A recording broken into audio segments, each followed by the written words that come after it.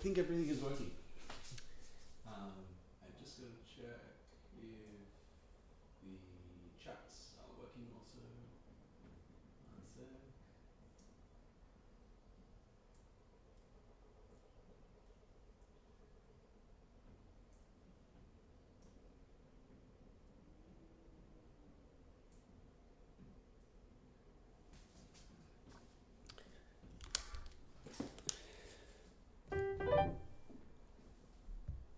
Alrighty, welcome back. I've had some more technology issues this morning, but hopefully the issue around the pitch dropping has been sorted,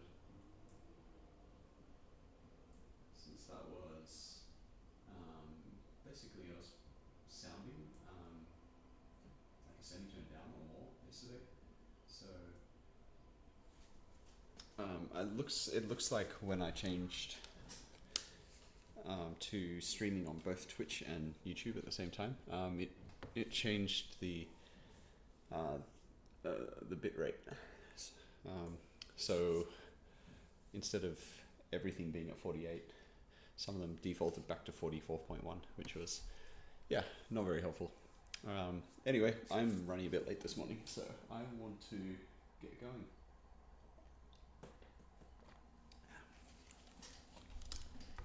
I'm just going to grab my coffee quickly.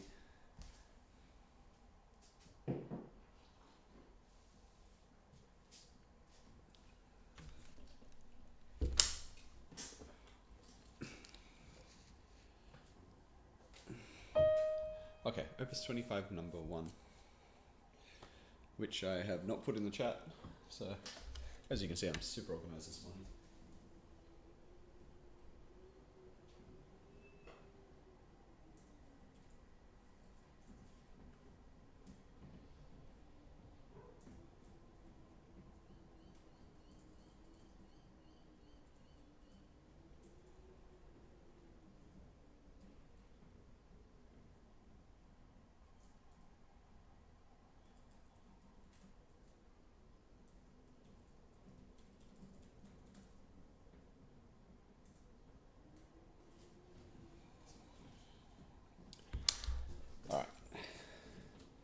Okay, that was a little bit more faffing around than I intended.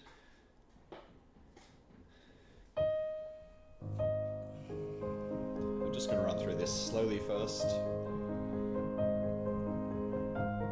Oh my god, my brain is not functioning.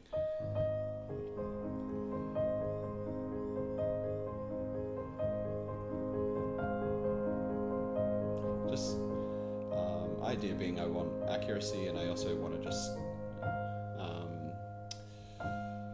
focus on loosening everything up.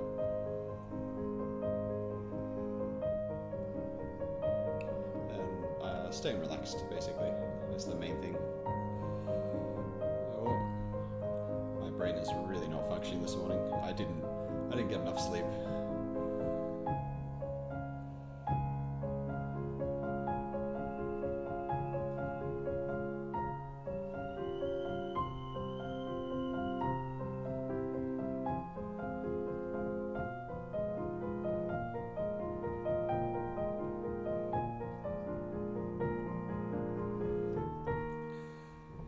Oh boy, this is going to be a rough morning.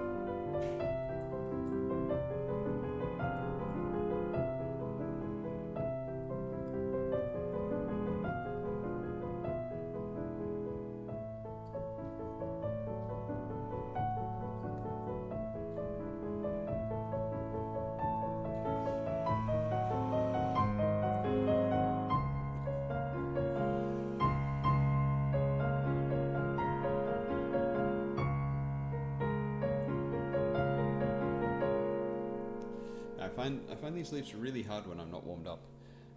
This, I don't know if that's going to change. I'll just become, generally more accustomed to them. I'm sure I will. But the first time I play through, I can't get any of these loops. Like, they just feel so off, and I don't feel relaxed.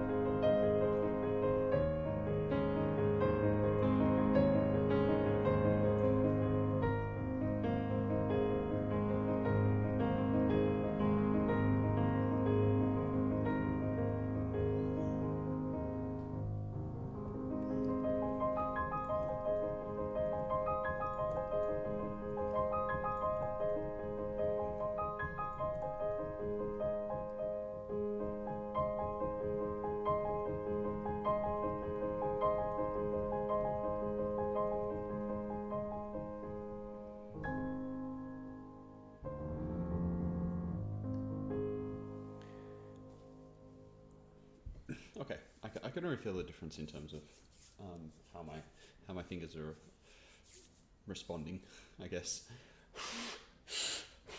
But it is still cold here. So I'm just going to go back to the middle section. That tends to be, usually where the issues start.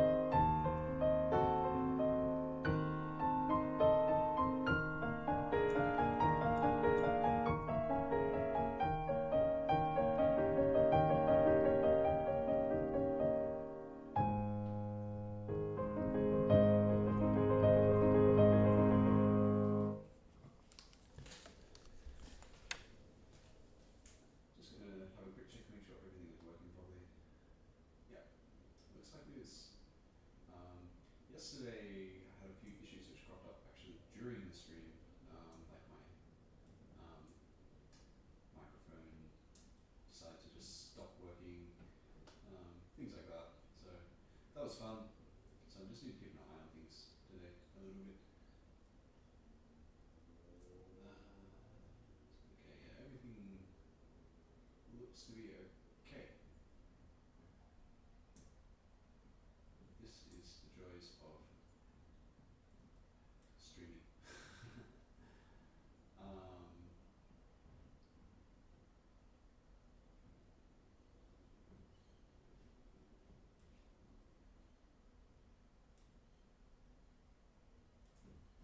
Okay. All right, back to it. I'm not going to spend a lot of time on this one today, but I will. I'm just going to run through back from the beginning, since my fingers are a bit warmer now and I can actually feel like I can play piano.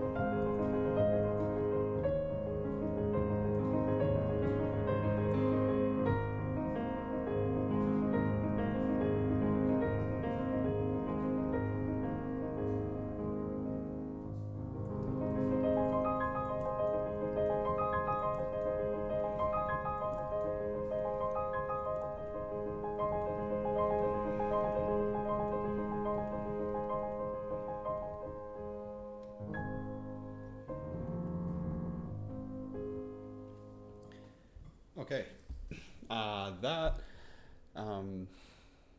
there's still basically the couple of lines sort of in the middle towards the end.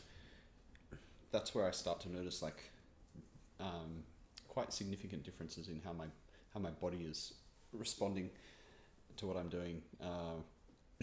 Yeah, like managing tension, managing kind of stress, I suppose, becomes noticeably more difficult. So I won't spend too much longer on it because this piece is going in a pretty good state and I have other things to get onto, but I just will run through from the A major section.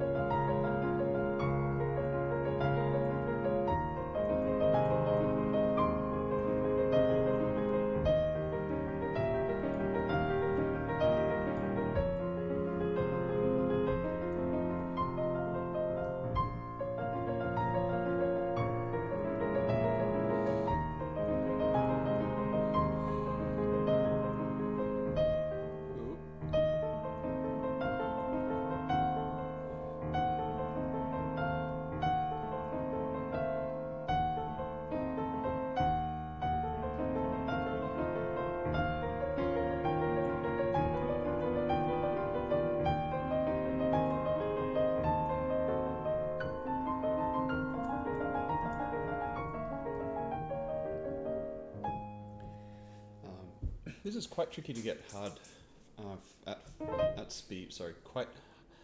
My brain is not functioning this morning at all. Quite hard to get tricky at speed and to feel the same sense of fluency. Partly because of the rhythmic interplay between the hands. You've got 4 against 6 and 5 against 6 consistently,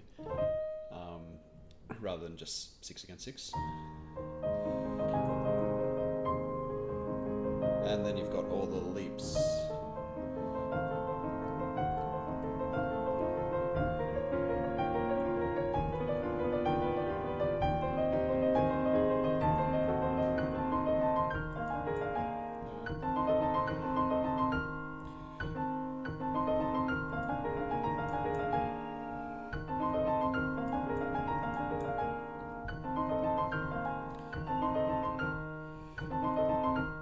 To make sure I don't whack that F there, this one.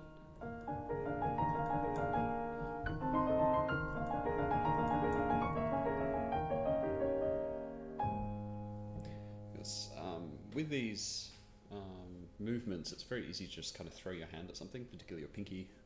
And I'm trying to avoid doing that, just to make sure I have a bit more control over everything I'm doing.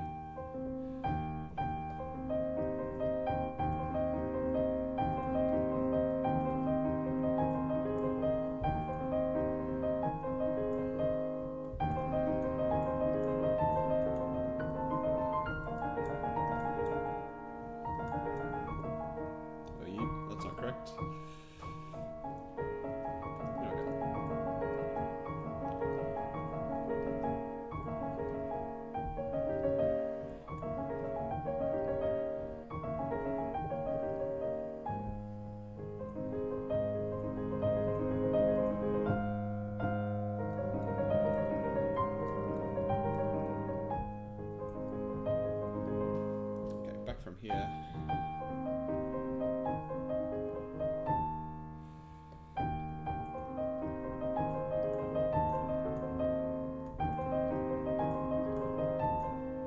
Yeah, it's very hard for, like, it doesn't sound particularly fluent to me at the moment. Like, it sounds clunky.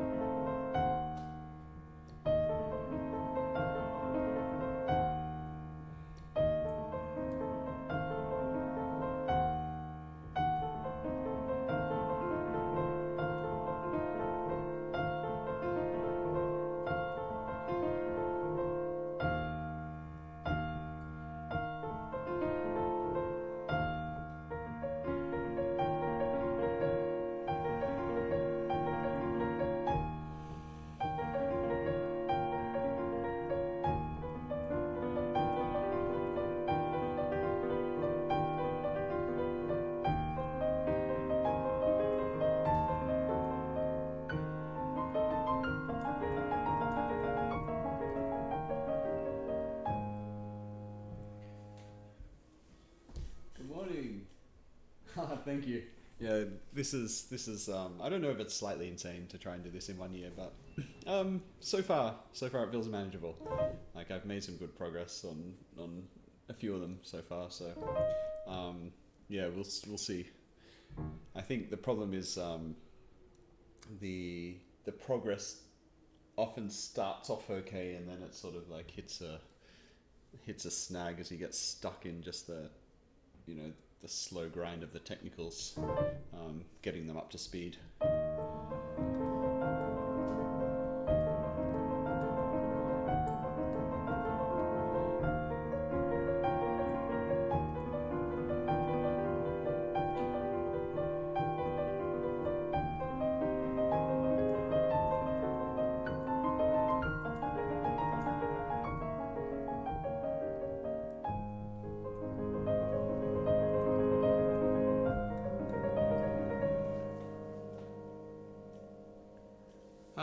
Yeah, it depends on the piece.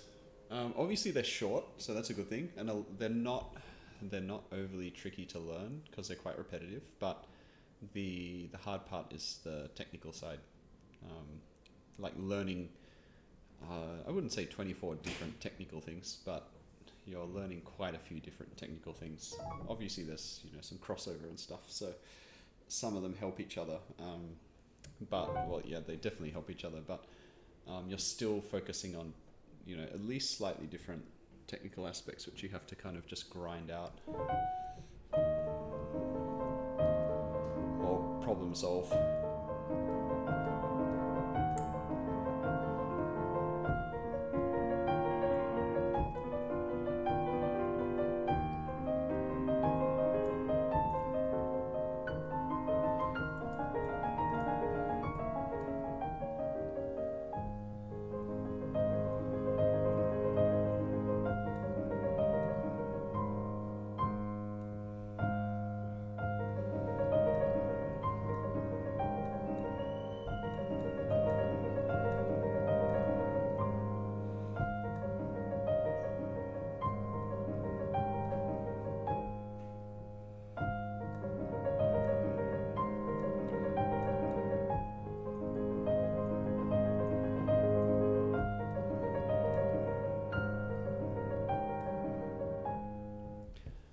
Okay, I'm gonna leave that one there for now.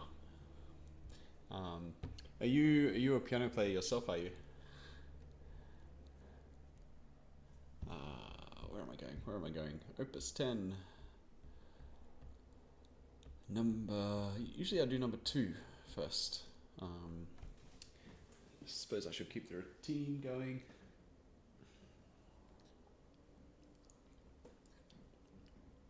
I'm up later than I hoped this morning, so I'm having breakfast while I do this.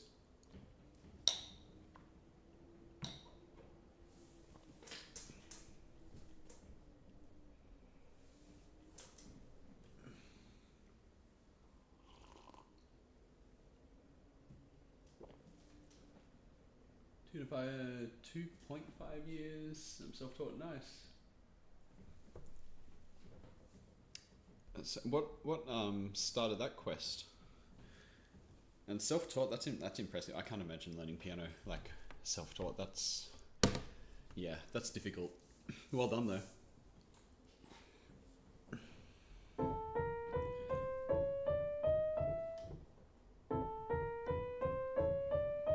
If you have any questions or anything, let me know. I can try and help you with practice techniques and things.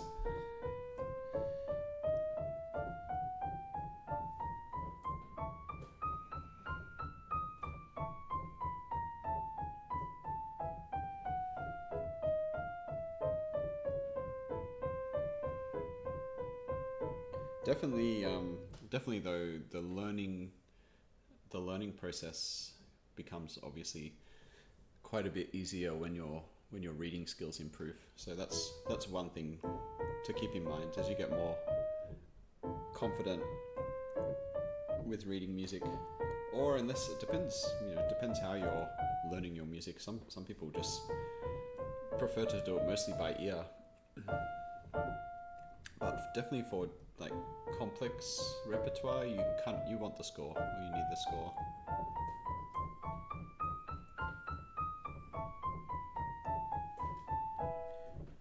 Let's go. Taking it this. Nice. Wow, amazing. I kind of know what you mean about those classes, and I'm glad to hear they actually work, because my impression was that they were, at least because I've had to do these or help with these sort of things like once or twice, and I question like how effective they are at actually getting people into learning piano. So it's actually really good to hear that. My ear is crazy. Not gonna lie. Nice. By ear is crazy. Sorry. By ear is crazy. Yeah, that's a specific skill that needs developing. It takes a while to develop. Although some people obviously are much better at it than others, for some reason.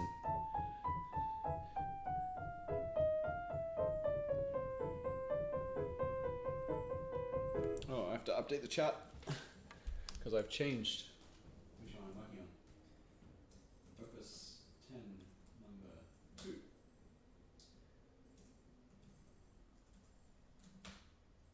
So this one here is one that focuses on specifically the weak fingers. So 4 and 5 being the weakest, and then 3 also being, you know, a bit weaker than 2 or thumb. So it keeps your second finger and your thumb occupied while it just drills 3, 4, and 5 over and over again. So it makes your arm very tired. So the trick with this one is focusing on staying extremely relaxed and keeping the balance towards the top of your hand.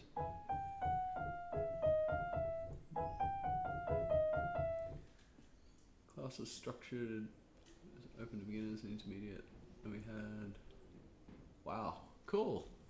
That's good to hear.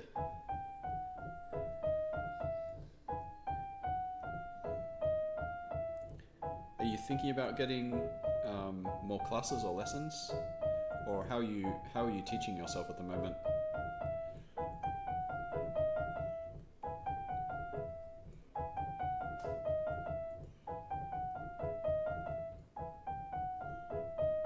This bit here I find difficult because of the changing the hand position quickly.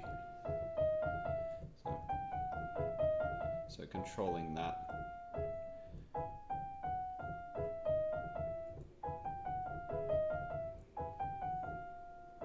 It's a very kind of awkward hand position to get into because your thumb has to be up on a black note while everything else is on white notes. But you're coming from a very different hand position up here very quickly.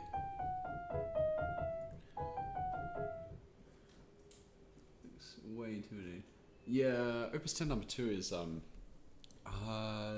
it's kind of like famously hated. It's a bit of a chore.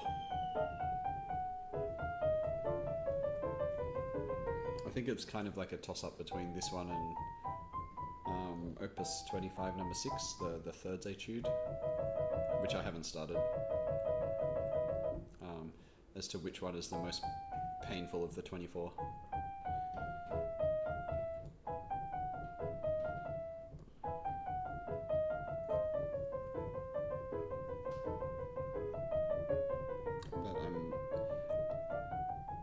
I did spend a little bit of time with this about 20 years ago. I never performed it because I never felt it was in a good enough spot to perform.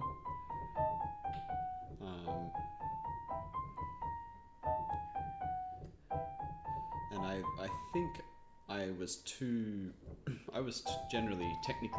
tense with this piece when I learnt it initially. So I never really got on top of it.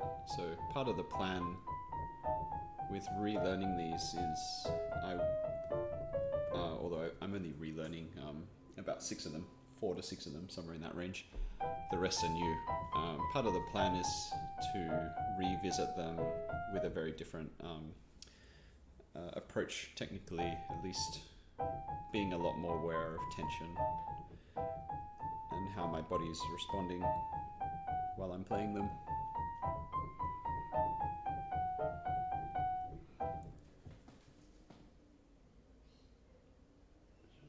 Around my skill level, focus on analyzing scores at university. Nice. So your reading skills are good enough at the moment to make progress? Hello. Chanek? Oh, I can't read from here. Chaneki. Hello anyway. Nice to have you here.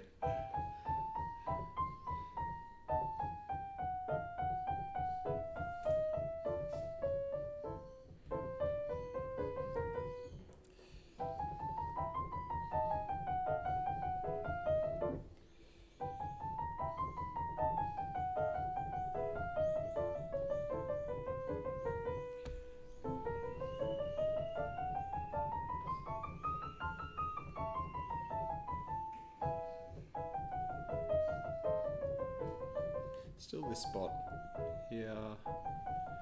So it's like Charmetsky.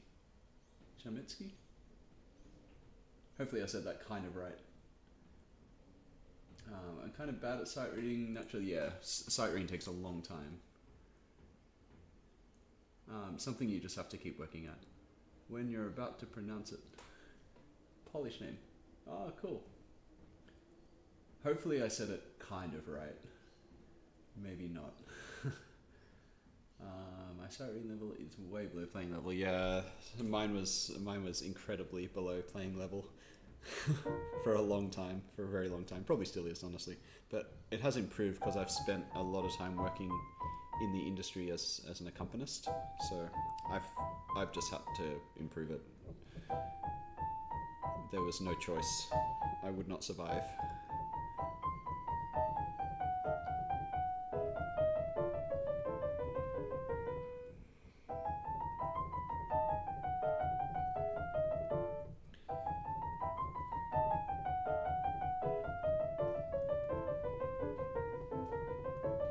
Okay, my hands are starting to feel a little bit more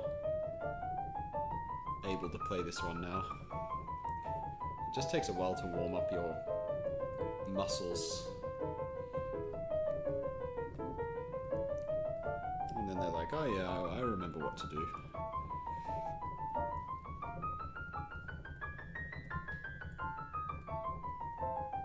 Oh, where am I?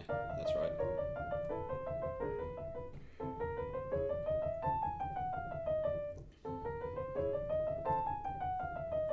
Not controlling that one. That's better. Cool.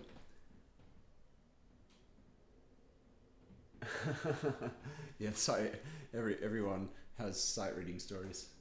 Quickly, I'm messing around. Opus 10 number 11 right now, and it's horrible, especially in the middle part in C, E.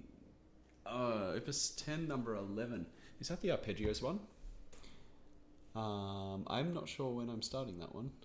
Yeah, the arpeggios.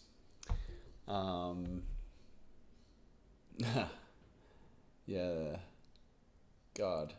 Yeah, when you have small hands, this is awful. And I have small hands, unfortunately. I can comfortably reach a ninth. That's where I'm at. And a tenth is like, if I must, I can play a tenth. But I have to, like, I can't just drop my hand onto a tenth. That's what happens. I have to go like under the keys essentially to do it. Yeah. So that's going to be fun. Not sure when I'm doing that one. I'm not. Yeah, no idea. I haven't actually planned out the exact structure. I'm going. I have a broad structure, but then. Basically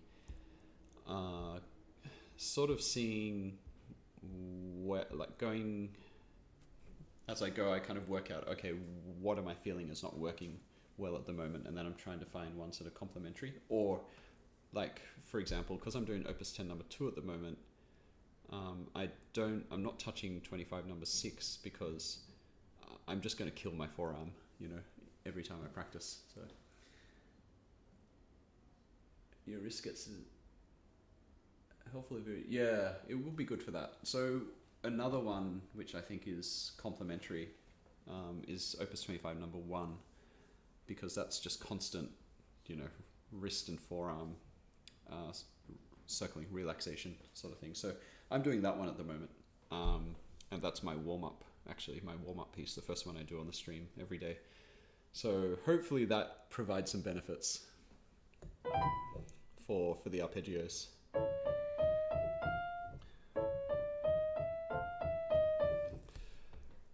Okay, I'm just going to quickly go over this bit again.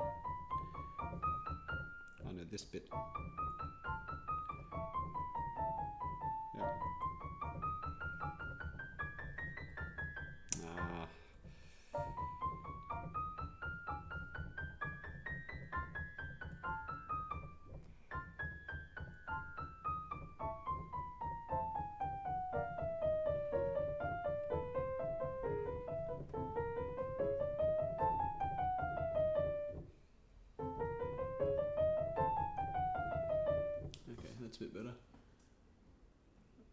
you reach a 10th, but it's all about repeating the way so clear. Yeah.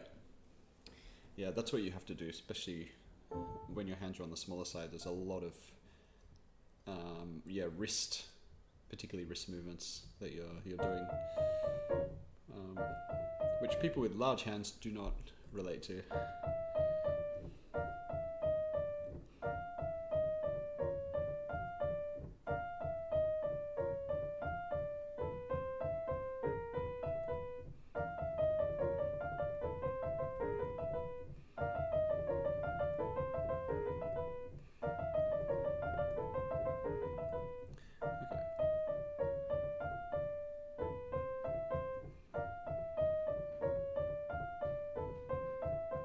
This here, I'm just trying to, like it's basically separating my hand into two, so I'm trying to keep the feeling, the same feeling the whole time in the top line.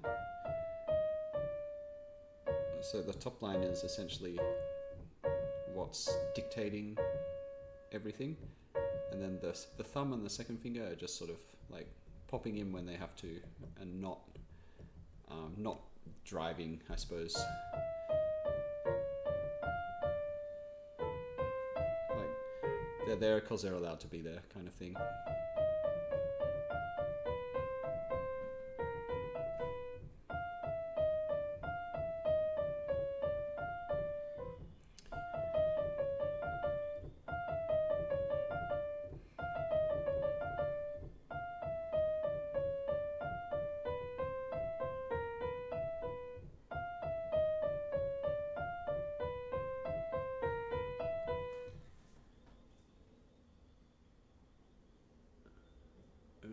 It just seems too tricky with the fingering, I feel like.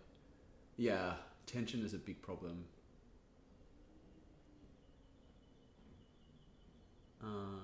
This one particularly. I can hardly even reach a ninth. I'm cooked. No, honestly, octave is the main one. If you can reach a ninth, that's okay. Is your hand still growing? Doesn't really matter when you play Baroque, for instance.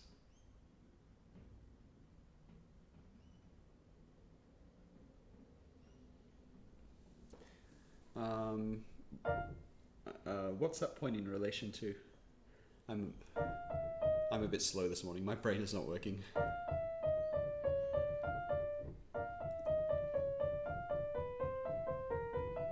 Do you mean like the technical issues in Opus 10 number 2? As in don't really crop up in Baroque music?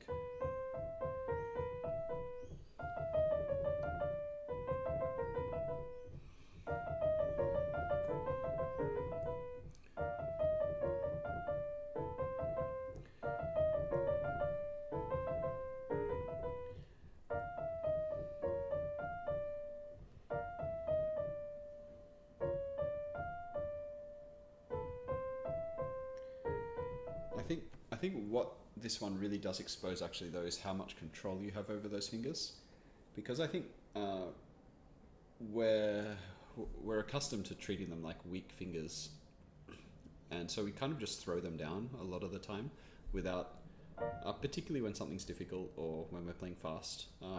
So we are not fully engaged with those fingers, like the fourth and the fifth finger in particular. And this really exposes that. Like if we don't have a good foundation in those fingers, like it's very hard to play this etude, because you have to control everything. Essentially the etude is like this, right? Being able to control this in a way that it sounds musical, basically, which means it needs to sound light, but it also needs to sound uninterrupted, so you can't just be randomly accenting notes and things, just throwing your hand at a note because it's easier to do that, or that's what you're used to doing. So your hand has to stay very balanced the whole time. and the line has to be even. And I'm finding that particular part like quite revealing, as in how little control I have over my pinky. It's not getting any bigger. Oh, there's always surgery. 10-7 helped me to stretch my hand a lot personally. 10-7. Yeah, I mean, you can also, you can use piano to stretch your hand as well. Like, I know that sounds a bit crazy or a little bit torturous maybe. But yeah, you can. 10-7. I'm really bad at knowing which ones are which. 10-7 is that thing. Oh, yeah, okay. Not sure when I'm doing this one. I've heard it's tricky though, that one.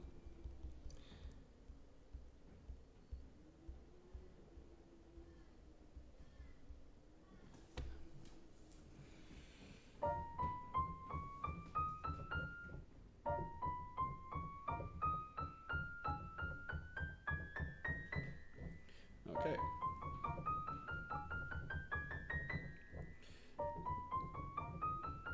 So this is a bit better, but yeah, like that turnaround there. The thing is, I can feel so many things going wrong that I'm not happy with. Even if it sounds okay, it's not about the sound all the time, because the sound, you can control sound. You can find your own way to control sound through tension and through just, practicing a lot in a poor way, because you will improve still. But that's not going to help you. You'll hit a ceiling, basically. It's not going to help you long term. So I'm trying to make sure that basically the main thing is like how I feel when I play something. Obviously it has to sound good as well, but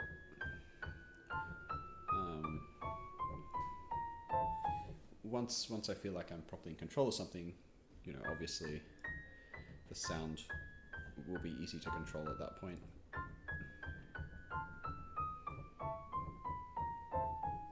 Like, yeah, this feels a lot different now to what was going on before. So a lot of it is certain like unique hand positions I need to remember, which is just going to take time.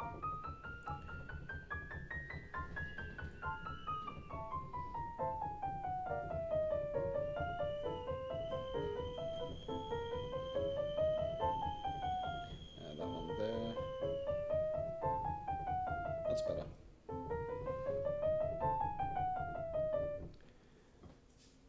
What are you guys? Tricky again, tempo.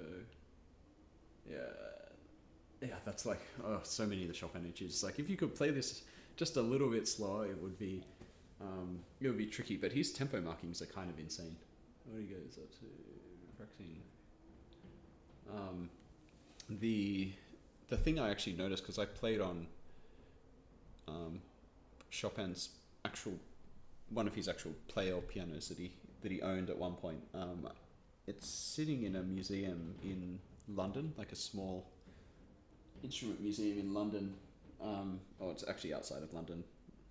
It's a bit more sort of country area, but I forgot the name of the museum. It's escaped me at the moment. But the one thing I noticed, because I did, that was actually around the time I was studying this piece, like almost 20 years ago, and I noticed how heavy the action was on that piano,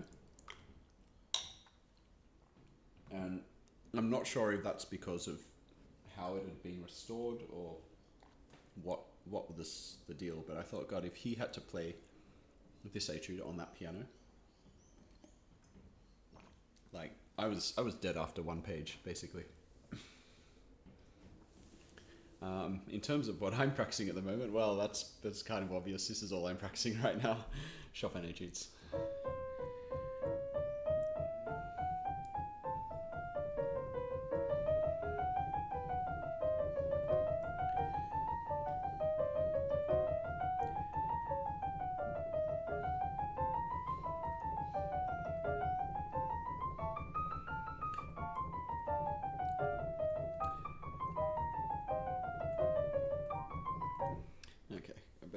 that bit.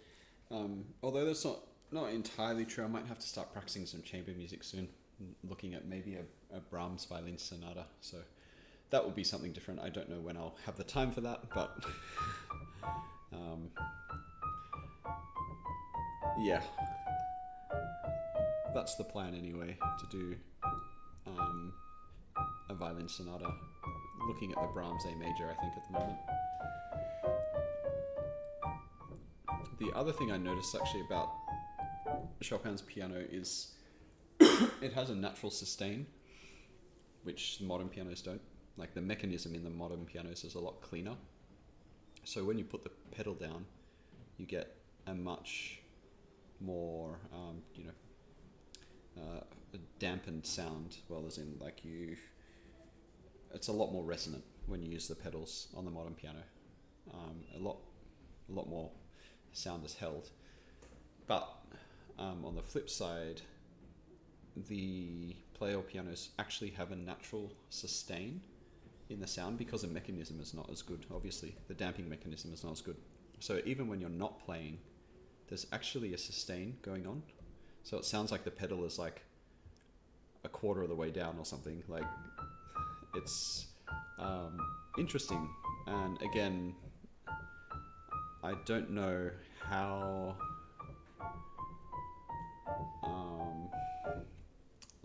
realistic that is of the instrument, of the period.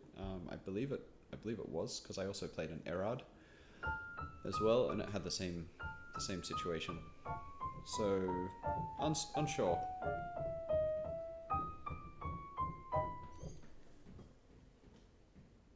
You are very close. This is the Kawai version. So I believe the one you're referring to is the hybrid digital, where you get the proper piano action. So this has got a grand piano action here, but then the rest of it is digital, essentially. So this is the Kawai version. It's I'll type it in chat if you're not familiar with it. It is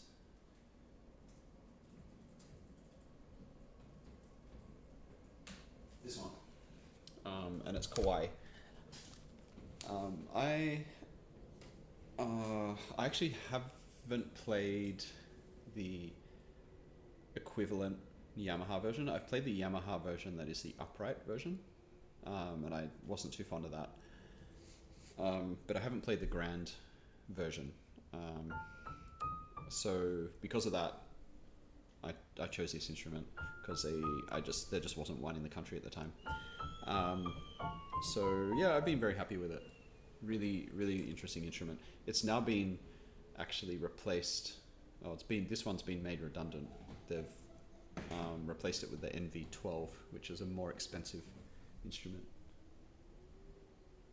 Yeah. So Kawai and Yamaha brought them out around the same time, actually.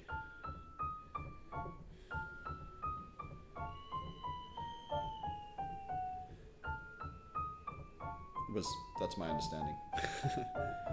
So I remember both of them being on the market. It's what's the Yamaha? It's like NX or something.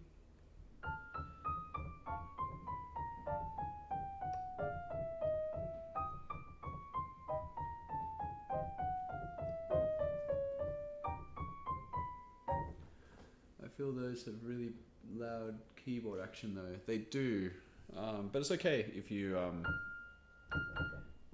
I'm wearing headphones, so I don't hear it as much. And I've actually fixed the issue, because what was happening, I had the microphone on the piano and it was picking up the action, and then so now someone suggested I'll put some cloth down, which, obviously I should have done that from the beginning, and apparently it's not so audible anymore, which is good.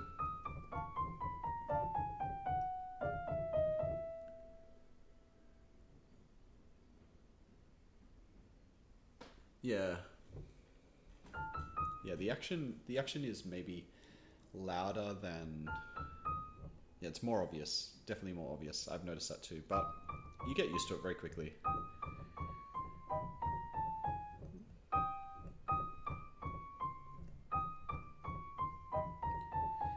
and definitely, because I've actually used this for performances in the past as well, and definitely in that situation, you can't hear it as a, as an audience member.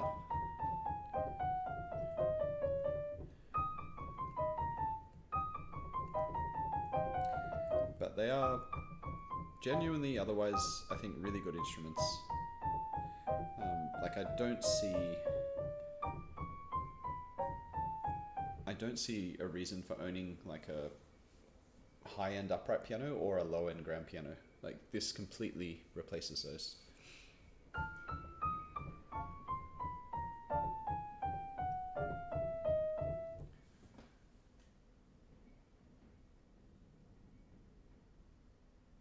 The keyboards, because the actions are very obviously the actions of those instruments.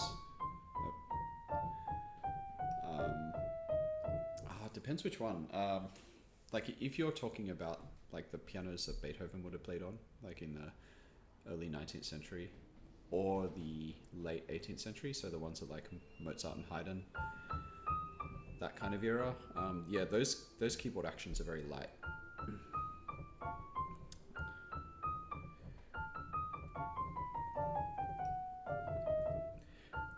But once you get into like the pianos Chopin was playing on, Chopin and Liszt were playing on, they're a little bit of a different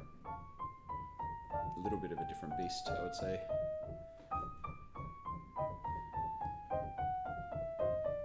They're not too dissimilar to modern grand pianos. They just have a lot less metal going on, basically.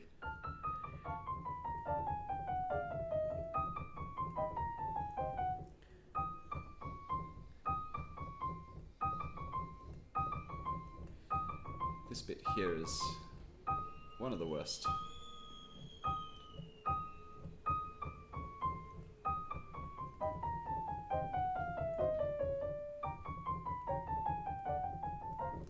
I'm talking in Pleyel, exactly. They're keyboards because they're really like... So when you played it, do you mean you found the action itself lightweight? As in actually pressing the notes down, you found it very light? Is that what you're referring to?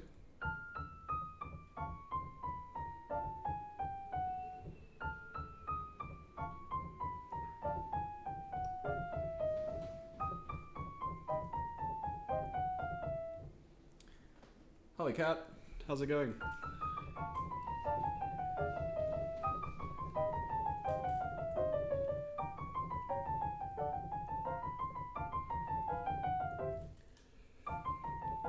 Just randomly get jaw tension. It's one of those things that is so unnecessary.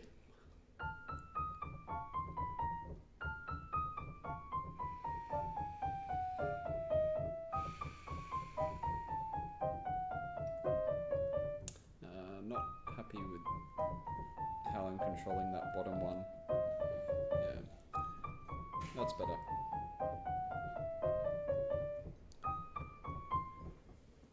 The pedaling is so much different. Yes, the pedaling is completely different on those early pianos, and it makes you appreciate Chopin's pedal markings.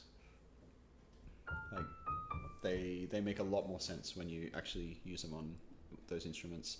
They don't make a lot of sense on these instruments.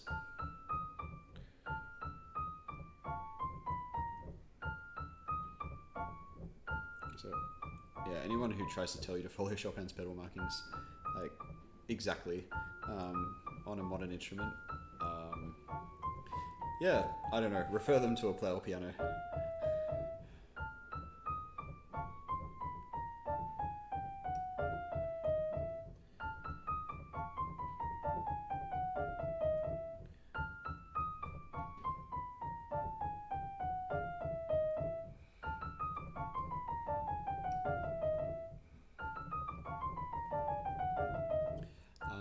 Thumb is being lazy on the last one, I think. So sometimes I find myself holding down the chord. I don't know why I do that. So I think a lot of it is just making sure I'm still weighted towards the top notes, and that's not always happening, and then I end up very sloppily just holding down the thumb and the second finger, or just the thumb.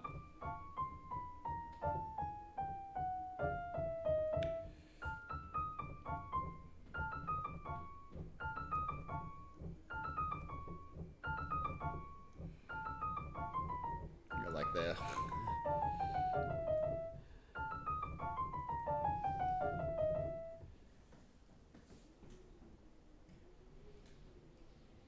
I used to take my shoes off when I was practicing fair. I'm actually not wearing shoes at the moment.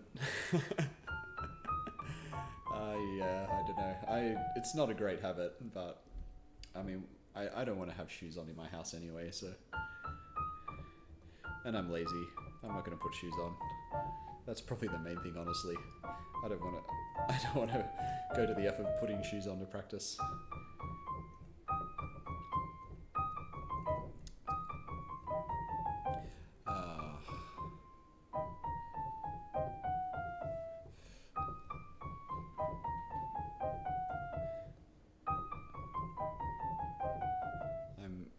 I feel like it's going to be a very long time before I'm happy with this passage, but I do want to make some kind of progress on it today.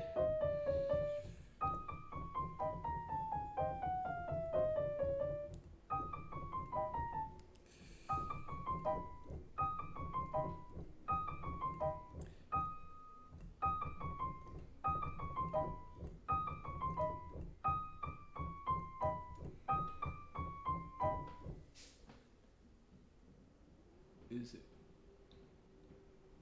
Or just use the pedals, yeah.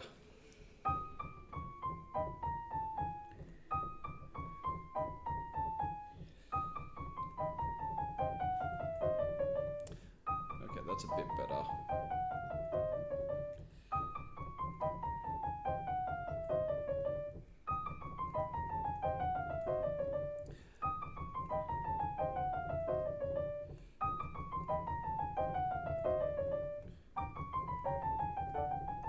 Oy, gross.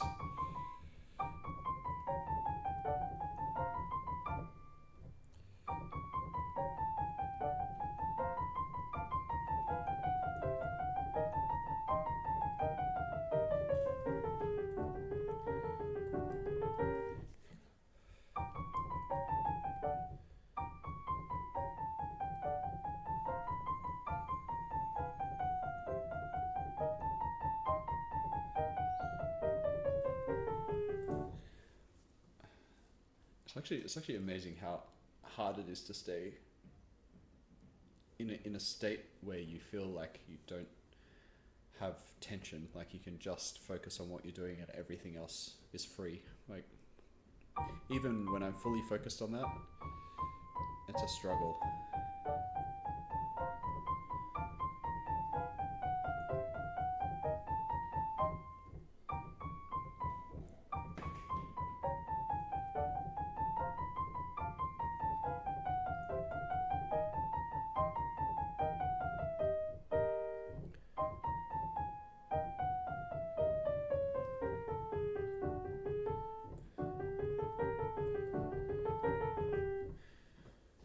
Okay, I gotta go, man. Good luck. Thank you. Thanks so much. Thanks for dropping by.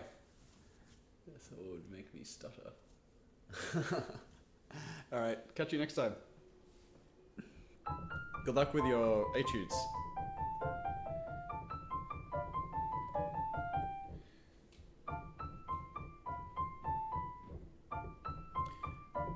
Nice talking to you too.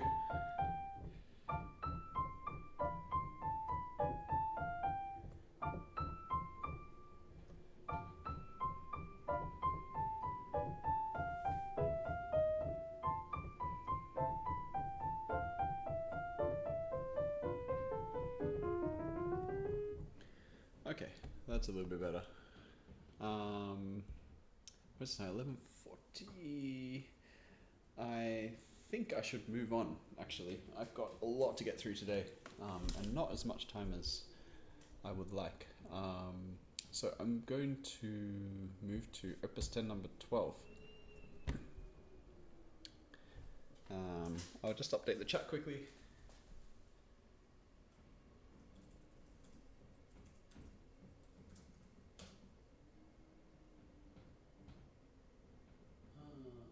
Still not coming through on this other chat.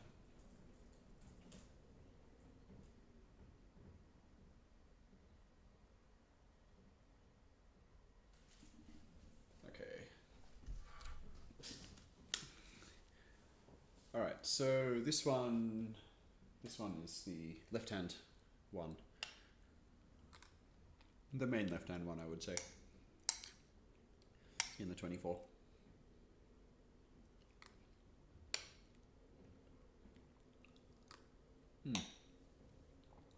Still trying to eat breakfast. I was up a bit late today.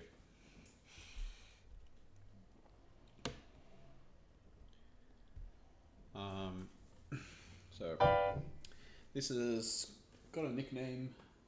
Someone nicknamed it Revolutionary at some point. Don't know why, but anyway, that's its nickname.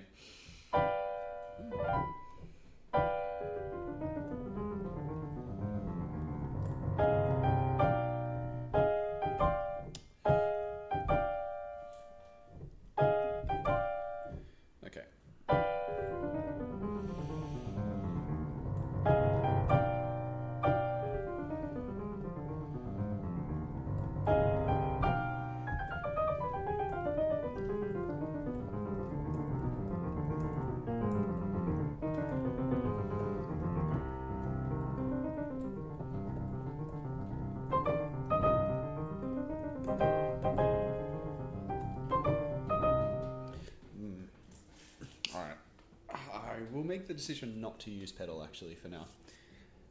That's gonna result in some not great sounding stuff, but I want to hear what's going on, particularly when I first play through it.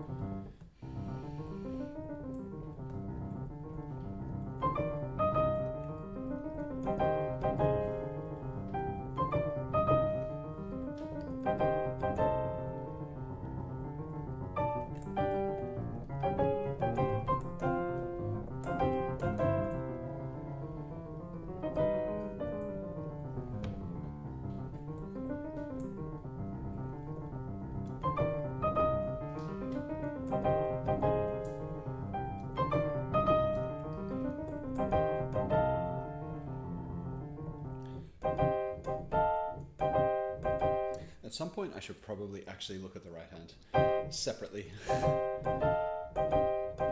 instead of just throwing it in with the left hand.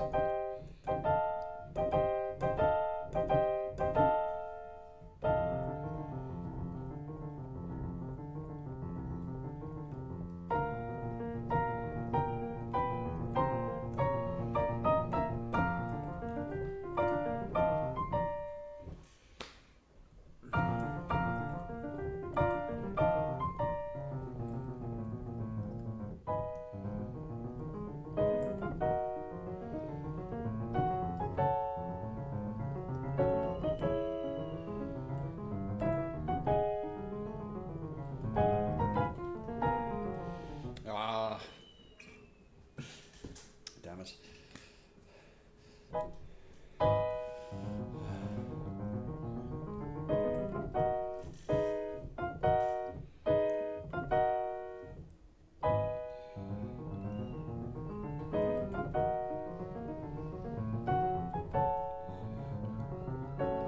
My jaw again.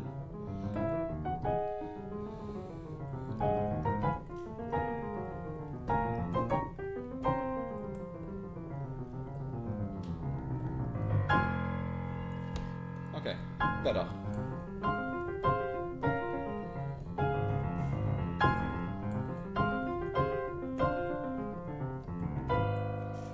Oh, that's good.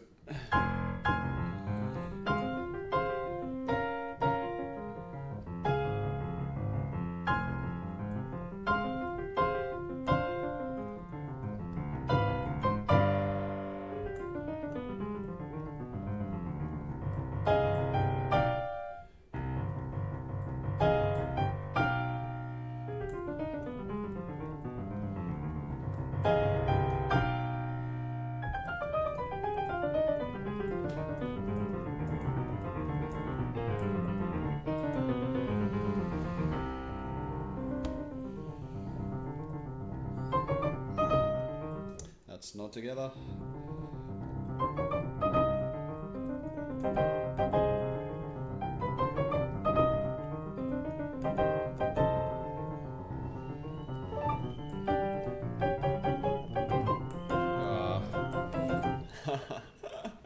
God damn it.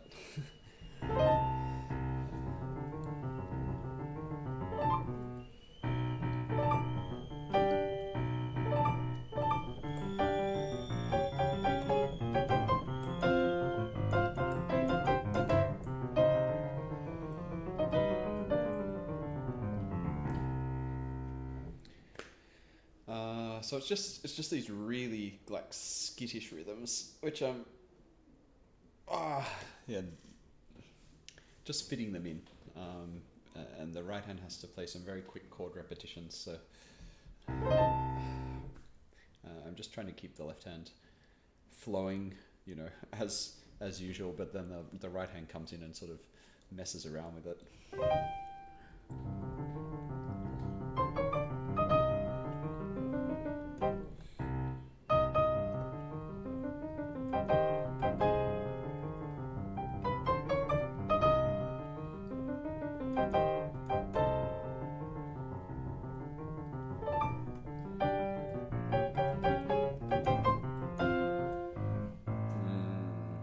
Missing notes.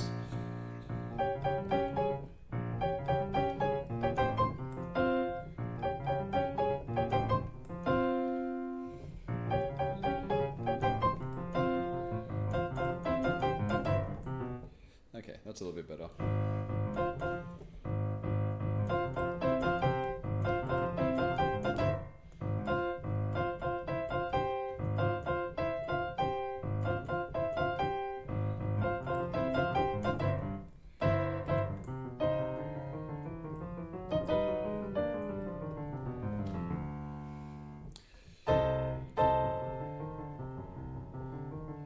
Basically, if in doubt, slow everything down and relax. Figure out what's going on.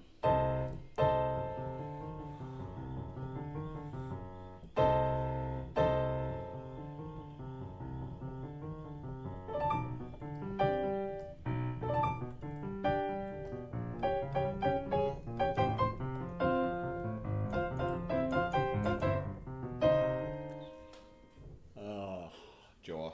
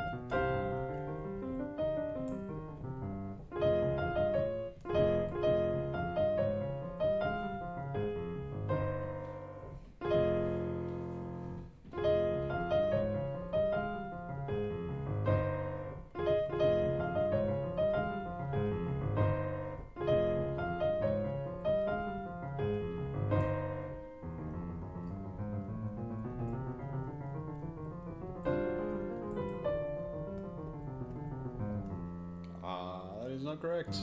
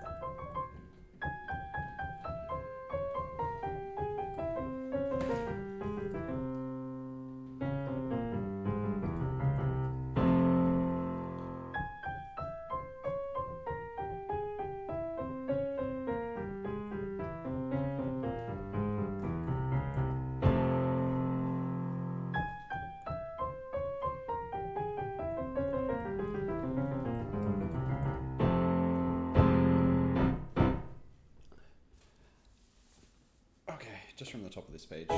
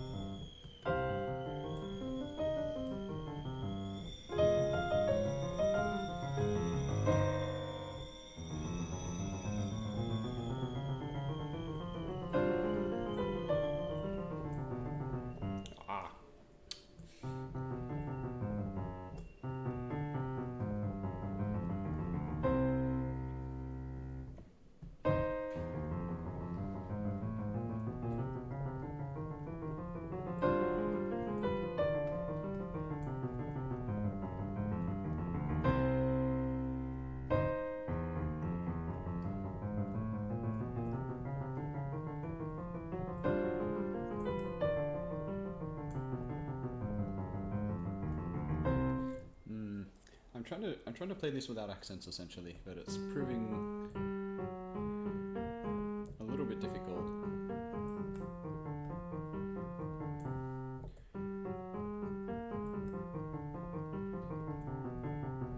There's a lot of little quirky hand movements and contractions and things, and using like a weak finger after a strong finger. So there's a lot going on in terms of control.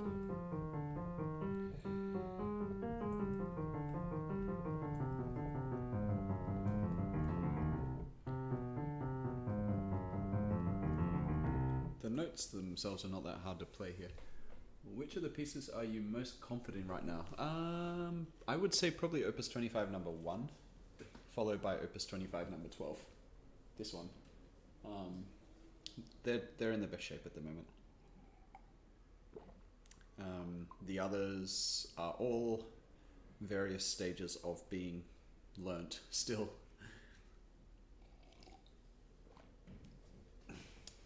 Well, it's funny because I know all the notes to Opus 10 number 2. I can play it hands together. It's just that it's such a turd of a piece that it doesn't feel like it's worth performing at the moment. Basically, it doesn't feel like I'm performing it when I play it through. So, yeah, it just feels like a slog, like dragging myself through mud, basically.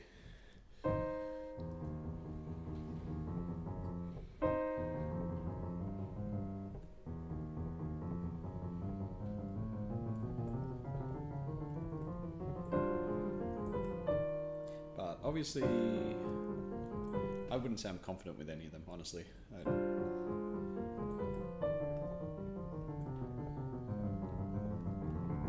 But what I am enjoying is that I feel like my process is working. Like I'm very, very focused on creating a very solid foundation for you know, how my body feels being relaxed the entire time. Making sure I'm focused on, you know, everything going on in my fingers, and not being sloppy about that. So I'm just being hyper aware basically while I'm playing, and then making corrections based on that.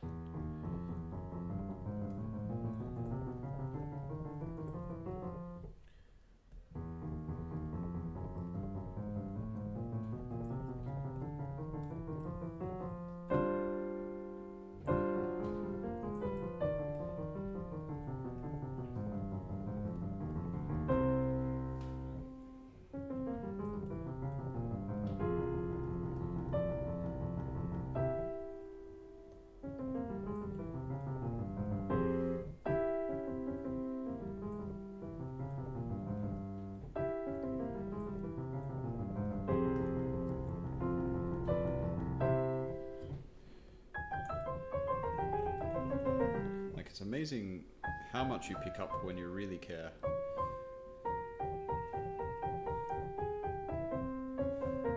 And you're not just trying to take a shortcut, essentially.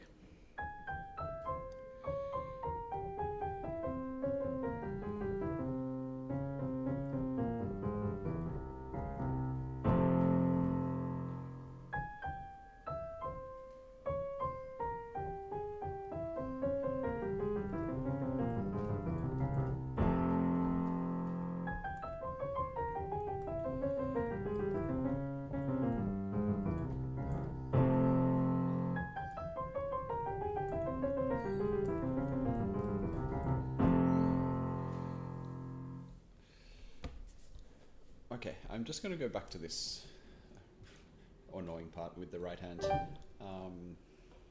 Just slowly is fine.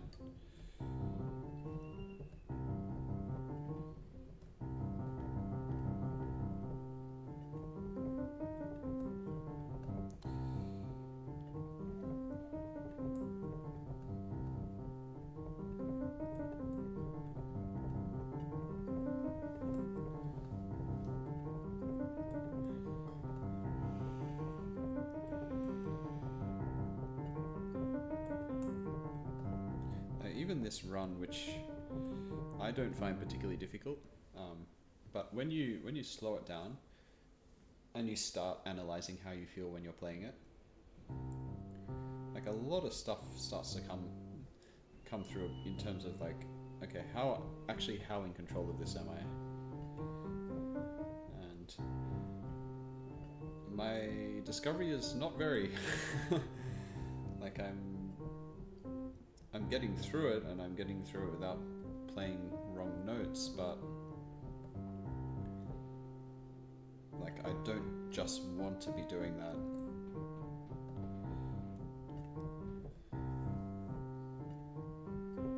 Like I basically want to feel like there is no way I can ever make a mistake with this, because I know exactly what's going on at every stage.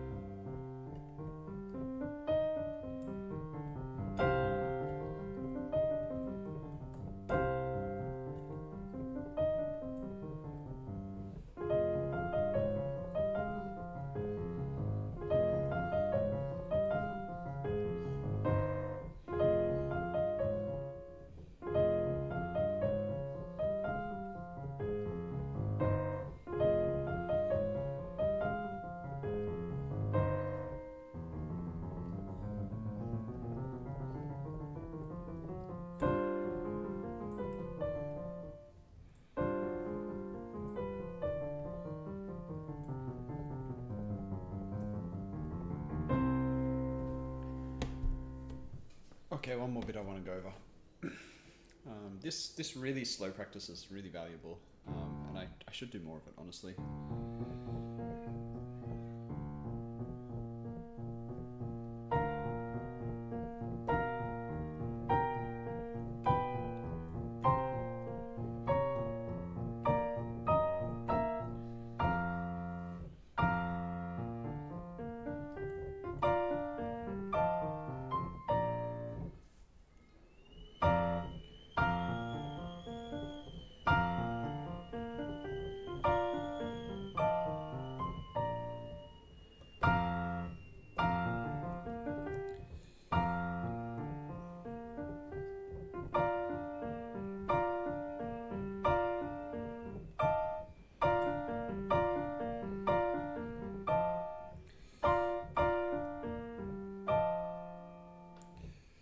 This particular section is tricky because I see you have like 1, 2, 3, 5 here, and then thumb under, and then 1, 2, 3, 5 here, but with a very different hand position. So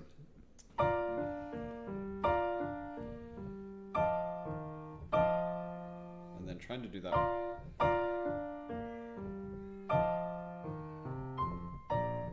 smoothly while staying relaxed is what I'm struggling with a little bit at the moment.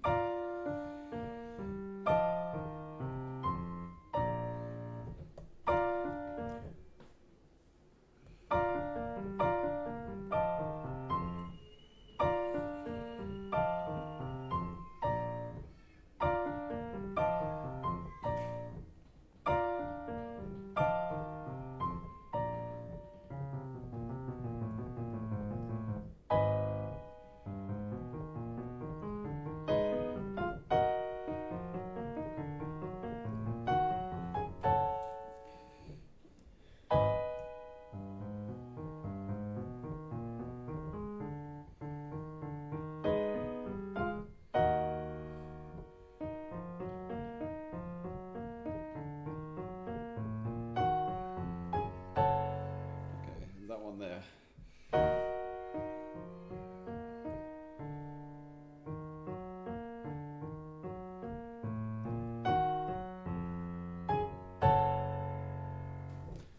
Are you an international professional badminton player? Because you do coaching badminton, I imagine that you're really good at. No, I'm not an international professional. I did enter in one international one in Sydney. The Sydney International, actually.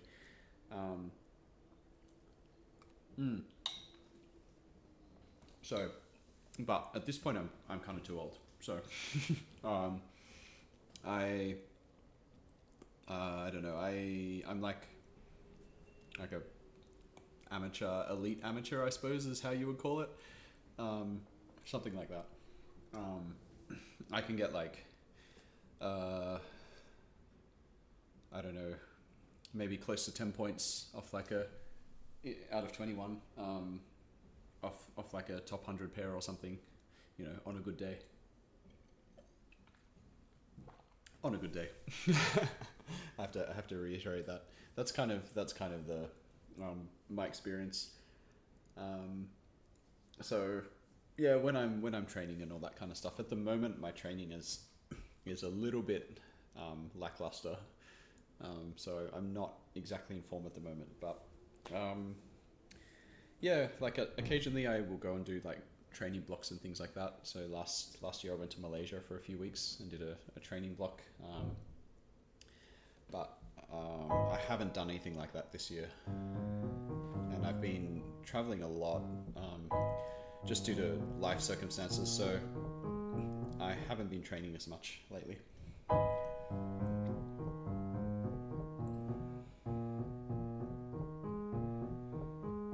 Do you play badminton yourself?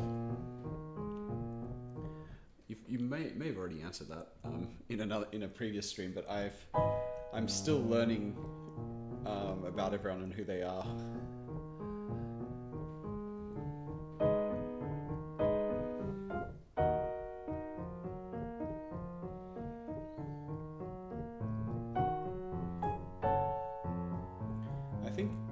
I think think you'll find that I have a profile, but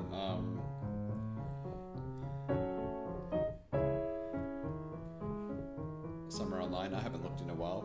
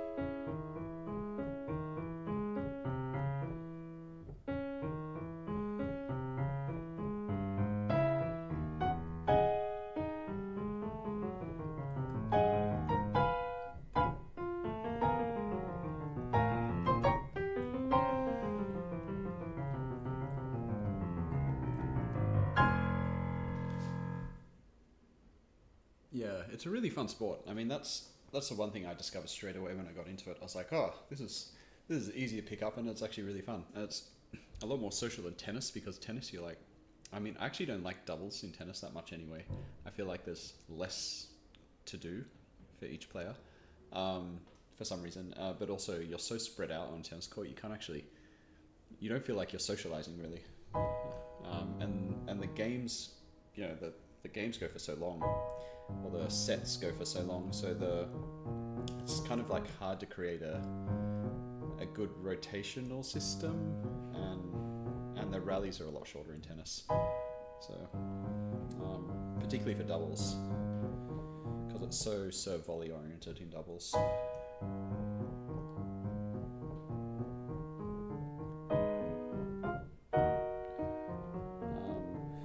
Only reason I mention is because I grew up as a tennis player, and now I pretty much exclusively play badminton.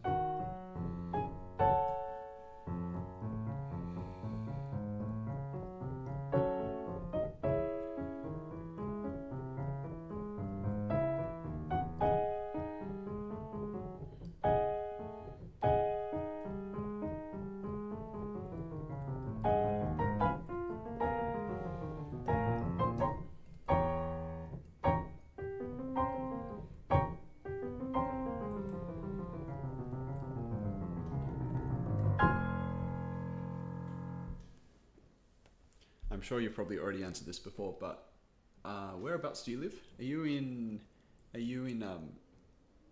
Indonesia or Thailand? I know I've got I'm trying to remember. I've got at least one person who follows my stream, both at least one from each of those places.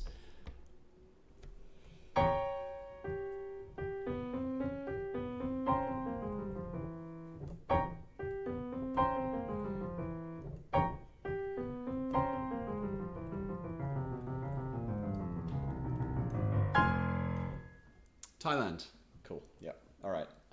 I'm still trying to put everyone with the details at the moment, so I will remember that.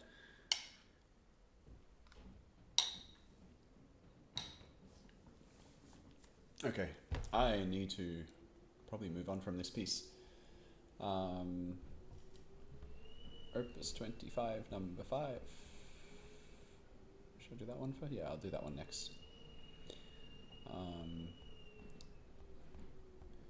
It's good for relaxing my hands before I do 10 number 4. I'm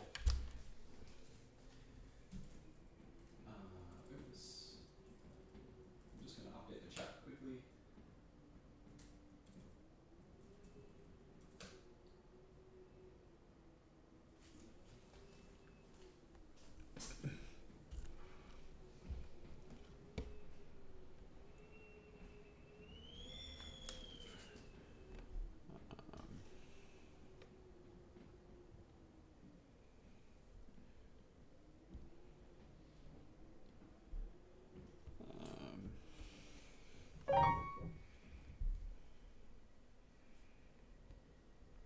Okay. Where am I? Where am I at? There we go.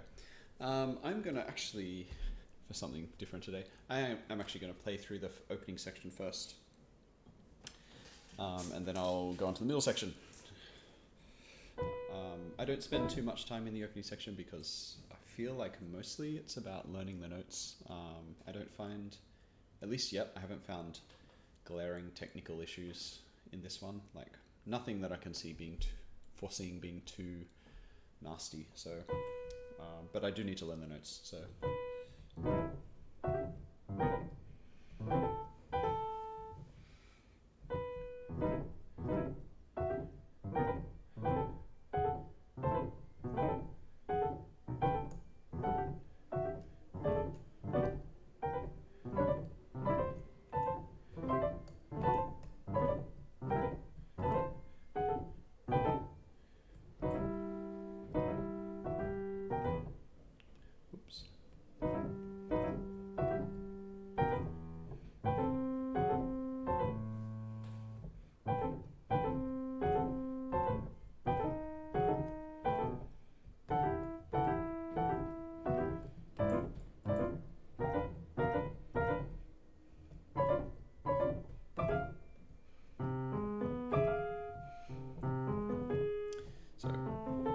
This is the one thing that's going to bother me about this opening section.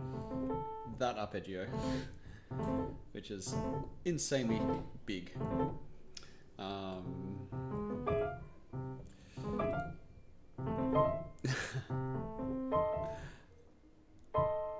Oh, if my right hand was a bit bigger, I could take the top A with the right hand.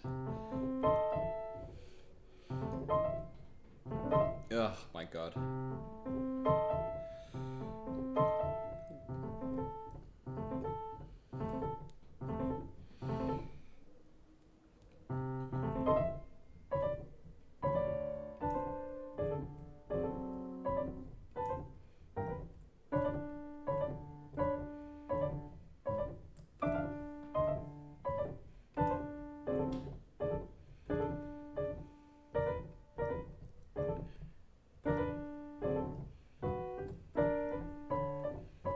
Oops.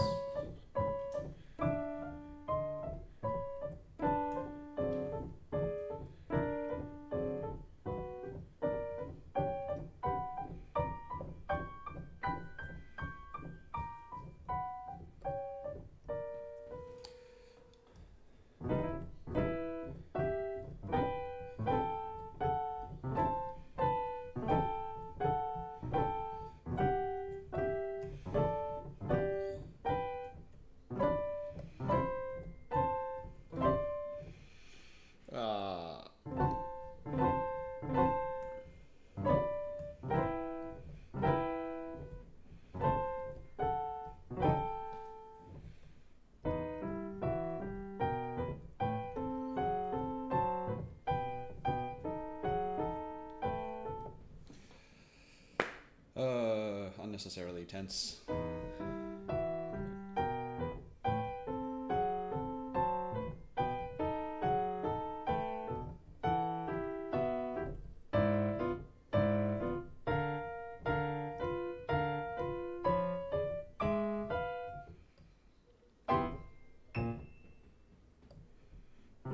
Ooh.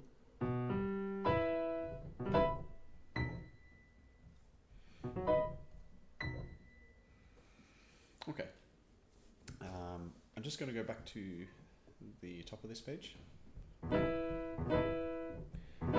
Just trying to learn it a bit more purposefully.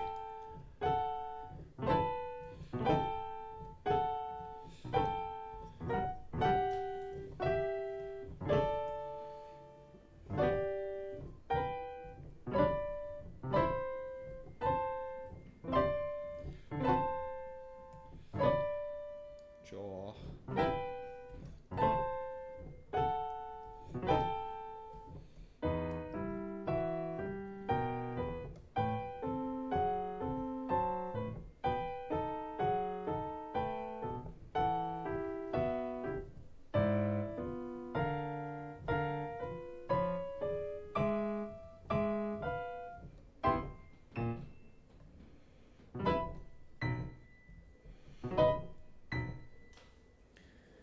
that's a bit better. Okay, middle section. This is where most of my focus has been so far.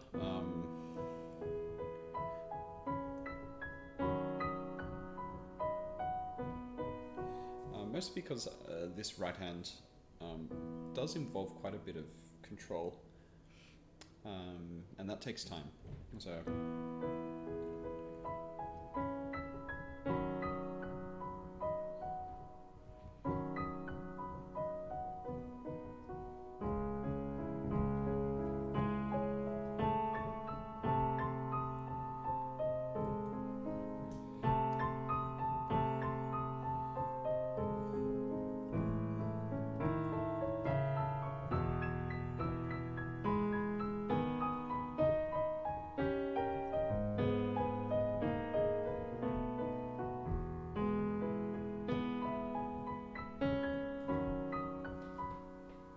what is the weather like in Australia?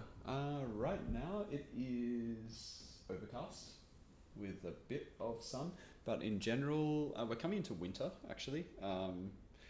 So kind of a lot of the time it stays in the teens, like in terms of degrees Celsius. Rains a little bit more in winter usually, but sometimes it gets below 10 degrees, then it gets a little bit cold. In summer it gets stupidly hot, very dry heat. Best times for me are like autumn, spring. I'm not a big fan of the extreme heat. And the sun in Australia is brutal, so you feel like you're getting absolutely fried. Whereas the sun in, for instance, in Southeast Asia is a little bit kinder. You have high humidity there though.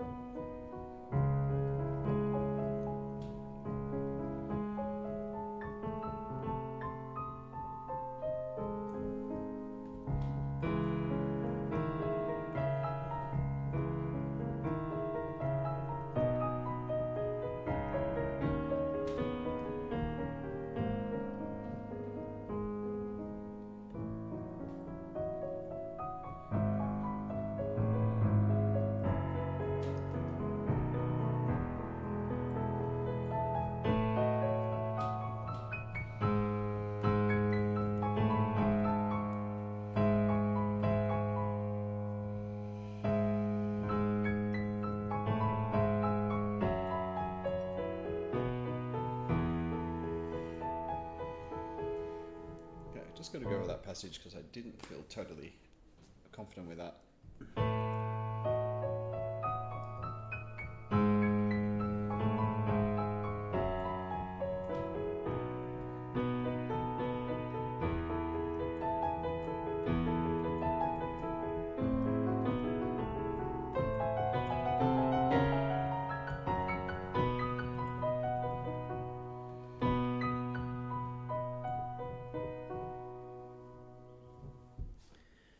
When I was in Malaysia, I did I did that training camp, and my body is not used to humidity at all. I think I was going through something ridiculous like six liters of fluids in 2 hours. So I would take 3 massive bottles with me, and then I'd end up having to buy more. Because of how much fluid I was losing while I was training. Basically, I got nicknamed. One of the coaches just called me the walking shower because I was just sweating non-stop. Are you still swimming? Not a lot. I was doing a little bit of swimming with a friend in the mornings recently. We were going kind of like trying to go once a week. but that hasn't happened in a little while. So don't know when that will start back up. Maybe soon.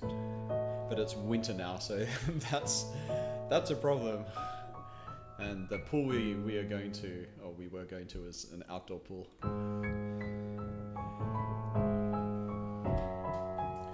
So it's dark and it's cold. So it's a lot less appealing. Ariki, but I do any idea how to get views? I don't know. Have you got, okay, one thing, have you got channel like tags in?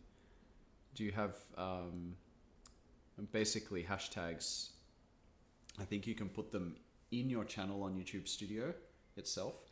Definitely ask AI about this. I find AI super helpful. So that's one thing. You need tags for your channel itself.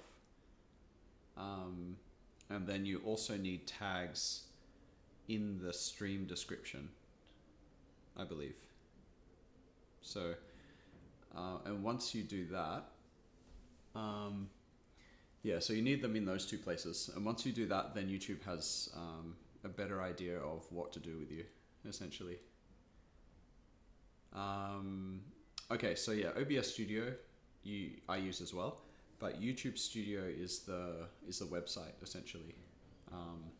So you need to go to the studio.youtube website, go to your channel, just log in there, and then there is a section in there where you can put your tags for your channel, I believe. So you can, yeah, basically, put down, whatever you like. I'm not sure if I've updated mine recently since I started streaming, because initially I had them for the channel as because I was doing like uploading small compositions and things like that. I think they're more related to that, but there's still stuff around piano, so that will be useful for the algorithm, but definitely in the description I've got the description tags will help a lot.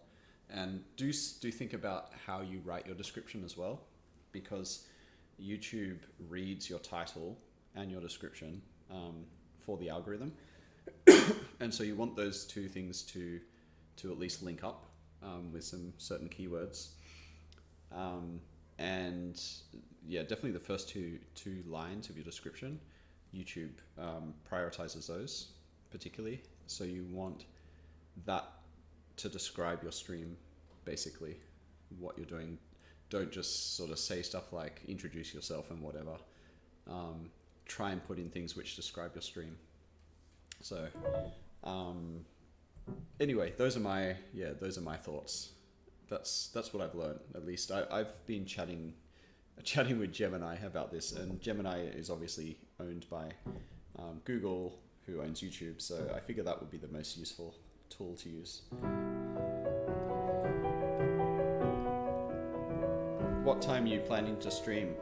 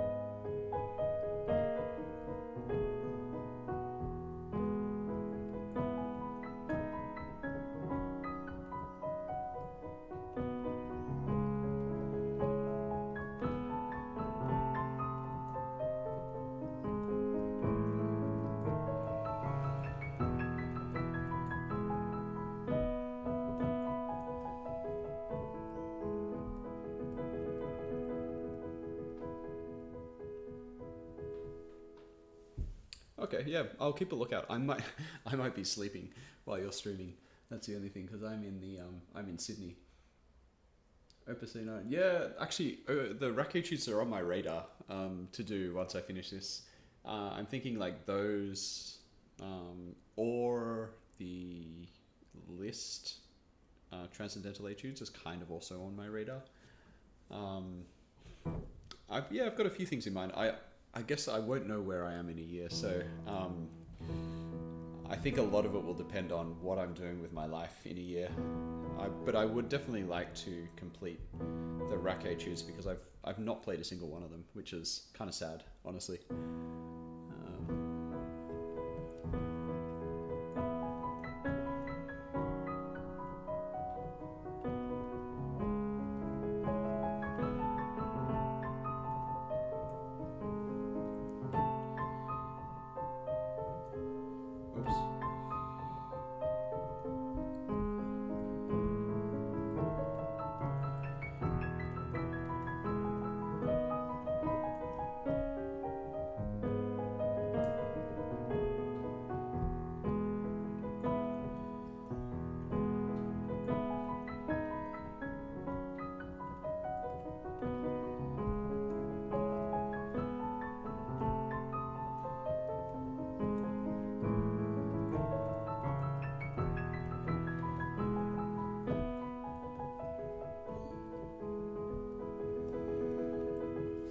Opus 39, number 3. More scheduled because it's more consistent for viewers. Definitely consistency is important. Yeah. So if you like the first stream I did, I basically got no viewers either. I think I got a friend. I don't know. I can't remember. So yeah, when you're starting out, the most important thing is that you do stuff regularly.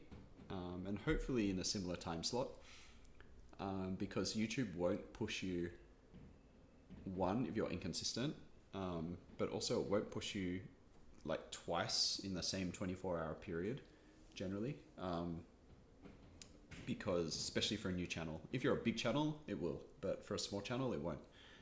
It's not going to allocate that many resources. So this is what I've heard from Gemini. So you need to be consistent, and you need to you just need to keep doing it, you know, early on, day after day, because YouTube wants to know, oh, are you actually serious about this? So you need to kind of prove it to the system. Opus 39, number 3. Which one is that? Opus 39, number 3. Do I have the rack etudes on here? That's the other thing. Do I even have them on here? I think I do. Yep, I do.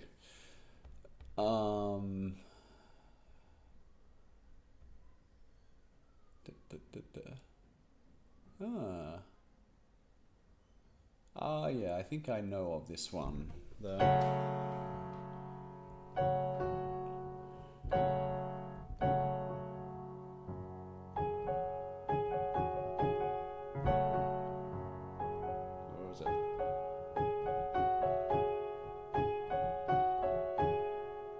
Is this rhythm? 9/16/3/8. What the heck? And then the okay. So it's right. Okay, I know what's going on. So the left hand is in 3/8, and the right hand is in 9/16. Okay.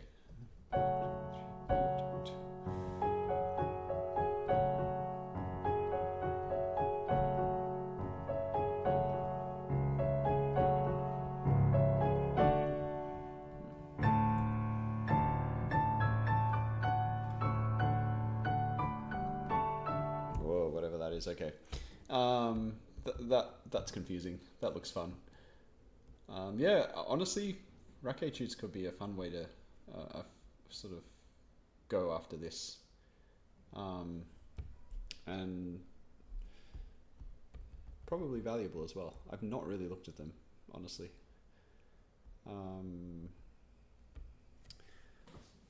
The semi-my skill, the Red Riding Hood. That's a good etude. Which one is the Red Riding Hood etude?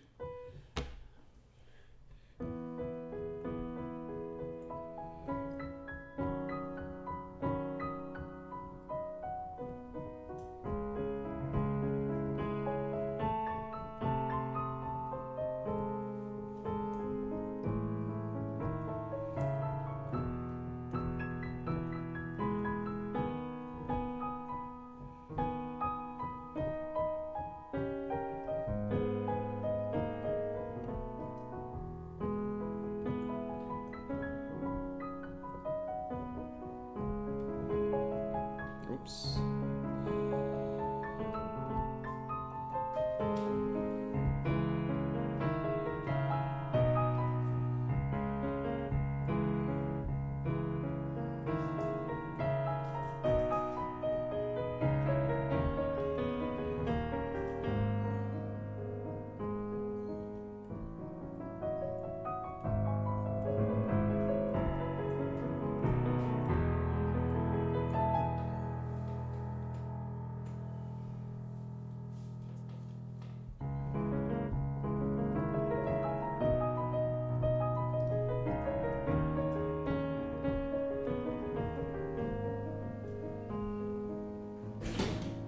Whoops, something fell over outside.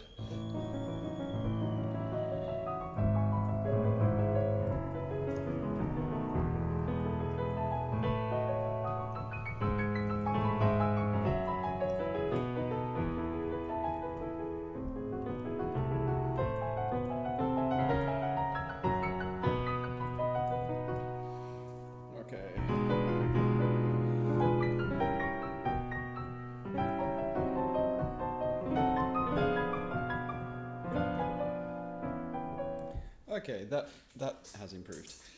So that's something.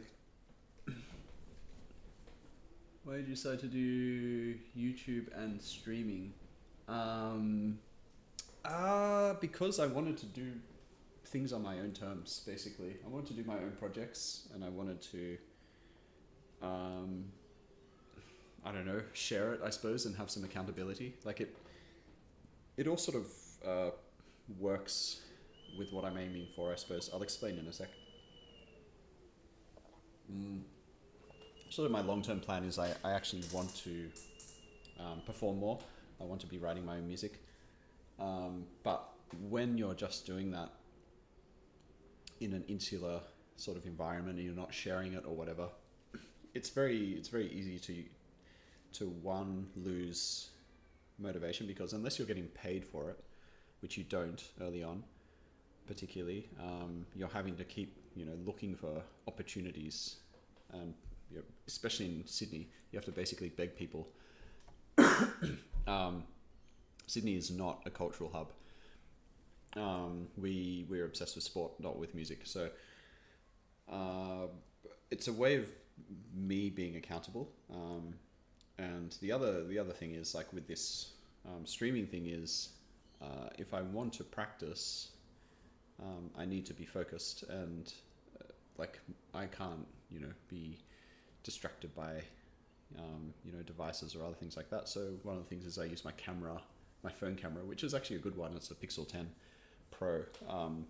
I use that for the streaming, so I can't be distracted by anything either. So it's like a whole sort of like a combination of things which just work in my favor in terms of what I want to do. And I also like educating, but I don't like the way education is run, especially around music in Australia. So I enjoy talking about, music, about philosophies around practice, around, how to approach music, things like that, or, how to improve. And very happy to chat to people about that, help people get feedback, things like that. But in Australia, it's a bit more rigid, the school system, and music is not a priority. So I was like, okay, I'll go online. So now, yeah, exactly, pretty much. And that's part of it. It's like you go, okay, well, I have to show up because, people are expecting me to show up. That's also part of it, but also it makes it more enjoyable to show up as well.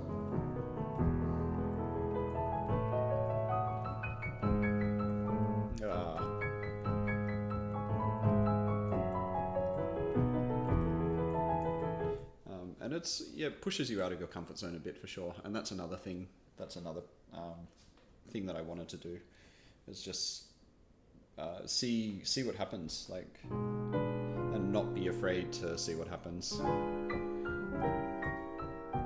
because I think the biggest hurdle is starting, really. And I'd say the biggest hurdle is starting, and then the next biggest hurdle is continuing to do it even when the feedback is very low. So when when one person pops onto the stream and doesn't say anything in your first stream, right? Something like that.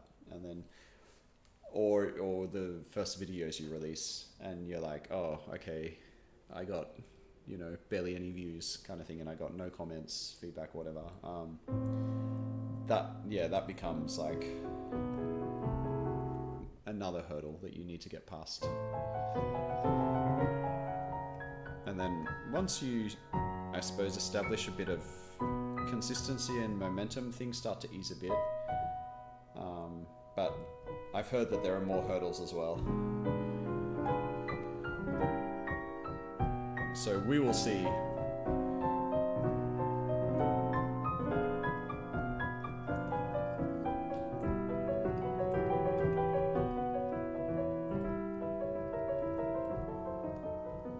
The other thing is it does so you can, the river flows in you. river flows on you. I actually don't have the music for that. I do not know that one. I've taught it before, but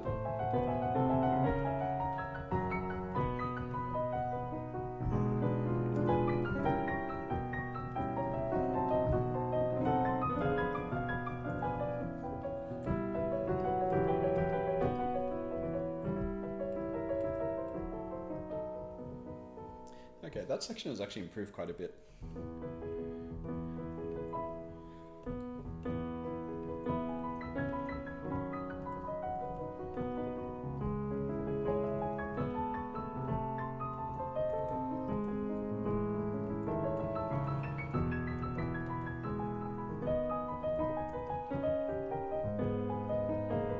Oh, that's not correct.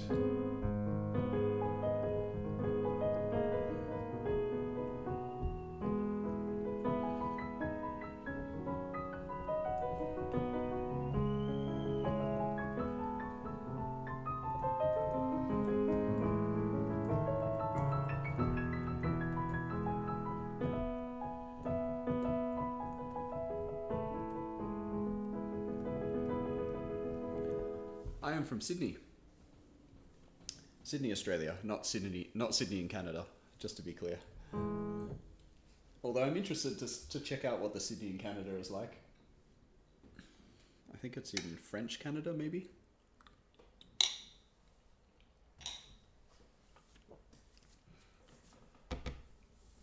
All right, where am I? 12:45. So I have about an hour and a half left.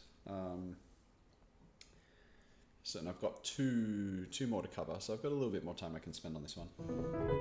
And then I want to just run over a couple of the other ones at the end as well.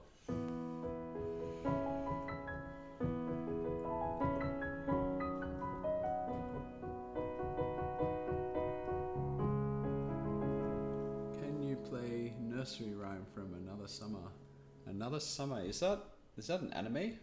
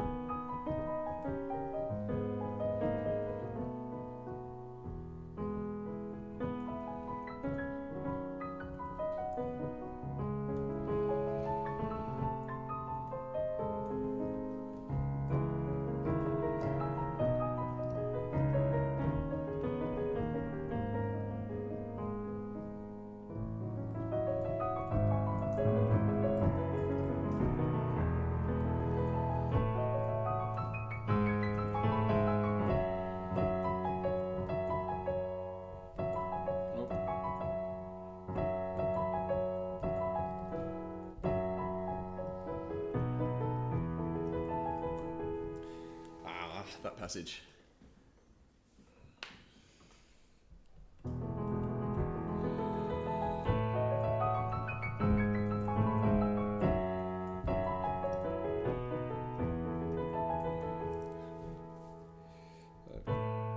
main thing that's bothering me here is the control over the right hand.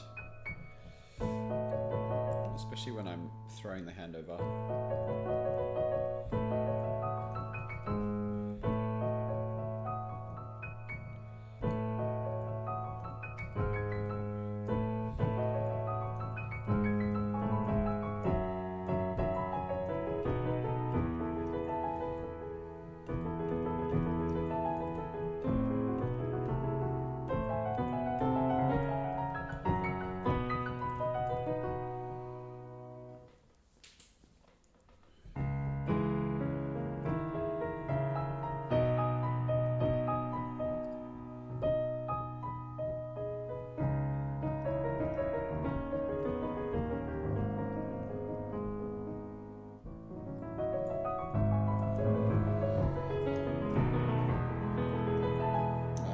Too much thumb.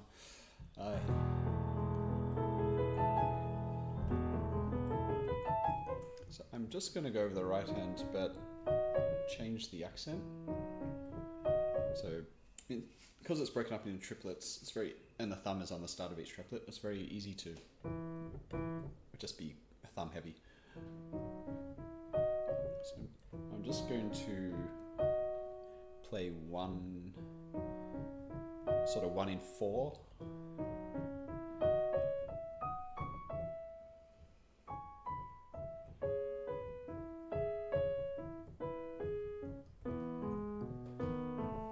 Just to try and remove that thumb accent.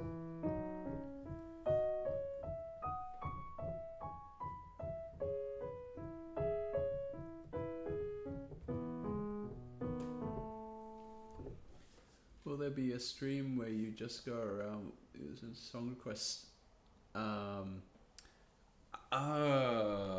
Interesting. Problem is my broad knowledge of pop music is absolutely garbage. I have a little bit of a knowledge of like anime music because I follow some animes. But some of those are quite complex and I can't play them by ear. So I would have to like acquire the music or do my own sort of arrangement or version of it or something like that in order to do it. But it's an interesting idea.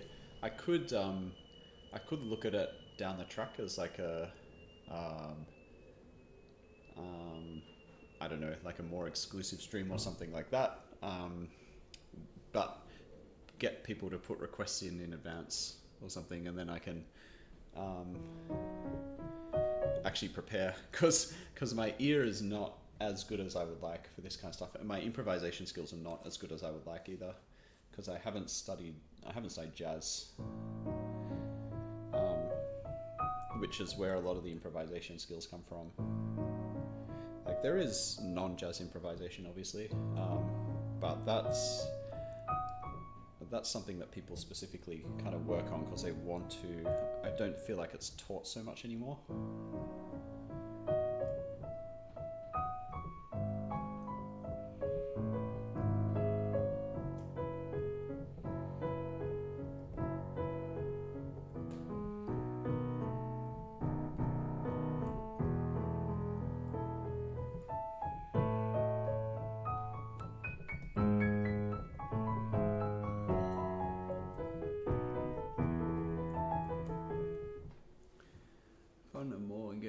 But I guess you kind of need a larger... Yeah, exactly. At the moment, my bass is so small, and I've only just started this project. I don't know, is it day 12 or day 30? I've kind of lost track. So I think it's something I will do when I feel a bit more comfortable with how this is going. And then I can, there'll be a few more people obviously to put in as well. And then it'll be a bit more fun that way, because there'll be, more stuff to actually do. And I won't feel so time pressured with this, hopefully. It will be nice actually when I can feel a bit more relaxed about all of this, because at the moment I'm trying to do two things at once each day. One is this streaming, which is like at least 3 hours usually, somewhere between 3 and 5 hours is usually where I am with the streaming. And then I'm trying to also write some music each day and upload that. And then I'm also working, just like casual, but it's still several hours out of my day. And so at the moment, I feel like each day is very full. So it'd be nice when I can feel a little bit more relaxed about what I can do.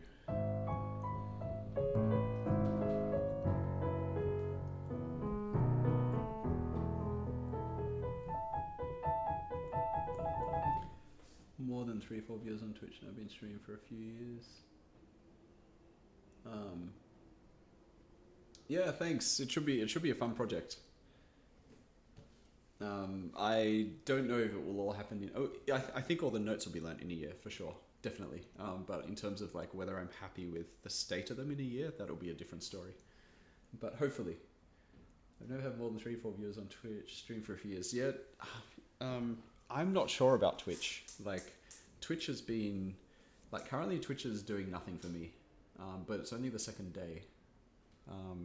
I just figured I would try it because if I can, why not?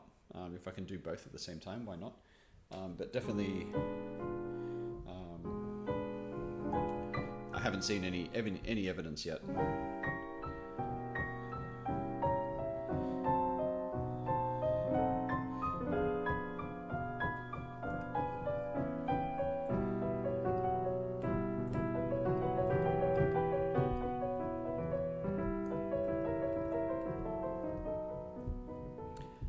I did hear that YouTube is trying to push their streaming service a bit more at the moment to compete. So maybe it's something to do with that you might have more luck that way. So at the moment, I'm working on Opus 25 number 1. I always do that at the start of the stream. And that one's in an okay spot now because it's learnt and I can play it through. And then I do Opus 10 number 2. Usually after that, and then I do Opus 10 number 12, and then I do this one. This is the order I found is most sort of works best at the moment. So Opus 25 number 1 is a good warm up, I find, very good to relax and loosen up, and then Opus 10 number 2 after I'm warmed up, and then because it's very right hand oriented, like I then do the left hand one, Opus 10 number 12 after that, give my right hand a rest, and then I go to this one because I just want to relax again, and this one is very good for focusing on that. And then I do Opus 10 number 4 when I'm sort of rested again, and then I do Opus 10 number 9. So that is that's my kind of process at the moment. Hello, Fleming War. How are you? Do your eyes get tired when you play for the piano for a long time? No, not necessarily my eyes. I find the main thing is I guess I'm a bit sloppy with posture sometimes, so it's kind of things like neck, shoulders, back, obviously forearms as well. Okay, but what mic do you use for your voice? This is a Razer mic. It's a Razer streaming mic. It was apparently it's a very popular one. It's about $50 to $70, somewhere in that range. It's not very expensive, but it's apparently a lot of people choose this one because it's a good, well-priced one and sounds okay. Hopefully, it sounds okay. But occasionally, what happens I find is it gets static.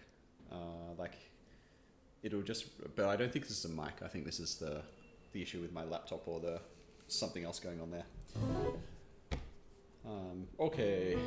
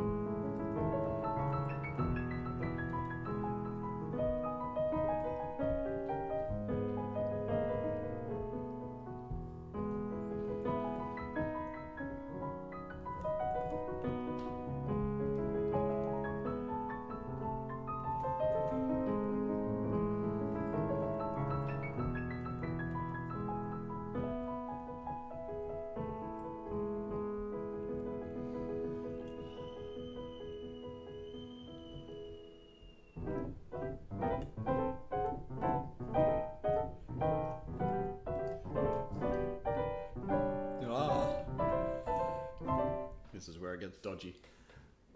I'm actually at work right now, so I've got to go. Ah, thanks so much. Thanks for dropping by. Enjoy work. I guess I'm at work as well. Sort of. I don't get paid for my work though. That's all the questions, isn't it? Enjoy your work. Have a good day. Yeah, this is something I notice is that I'm still battling, like when I'm playing things, like pushing the speed a little bit, particularly something technical, like tension creeps in, and so I'm trying to stay focused all the time on battling that. So I'm just going to run through the last section of this because I need to actually learn the notes, and I've been lazy about the outside sections.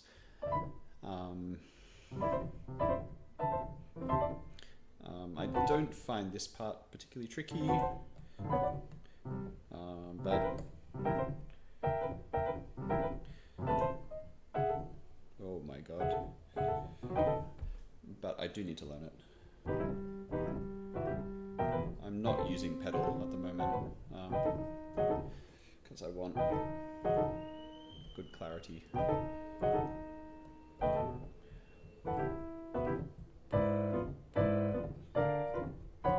Oops.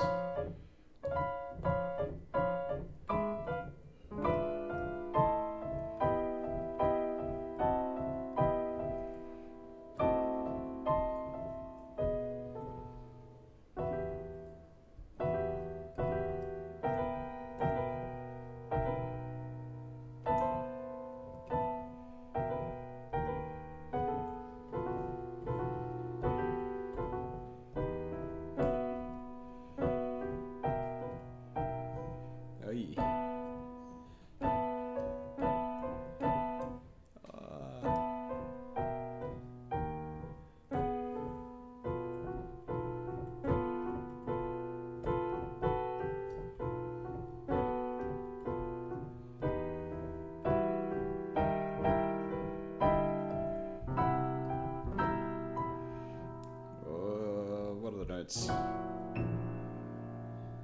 And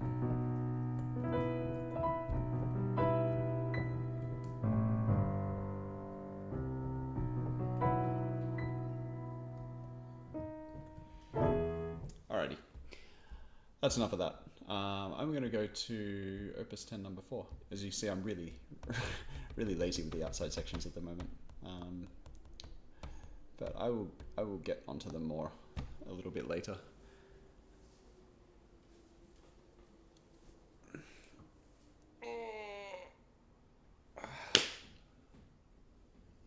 So I better update the chat.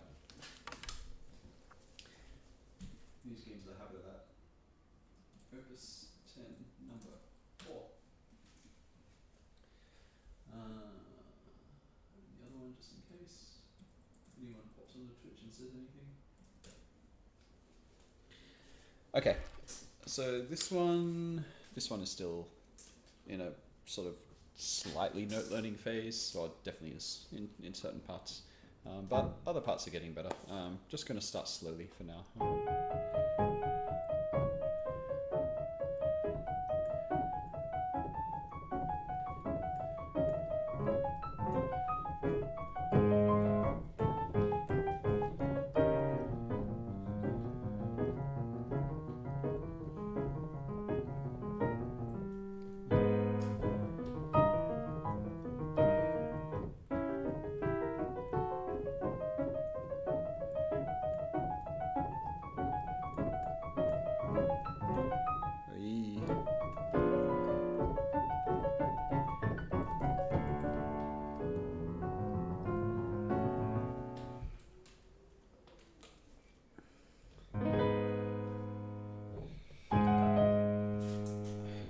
Just going to go back and do that section. After there, it gets a little bit easier, but well, less stuff I'm less worried about.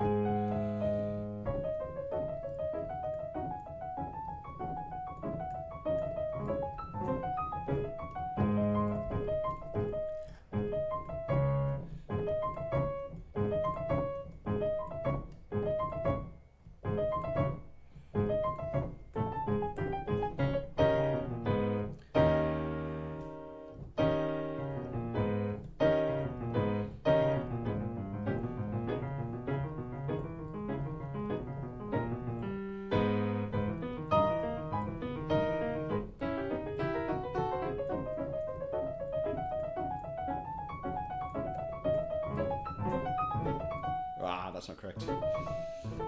That's correct.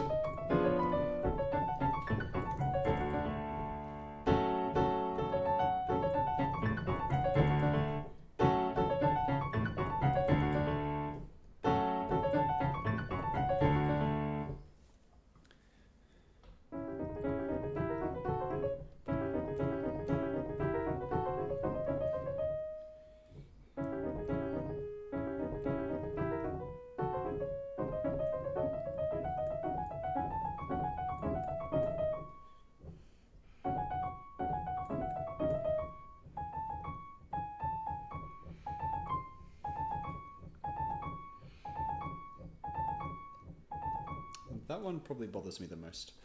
And that, and then the transition to this one, and then the rest is okay.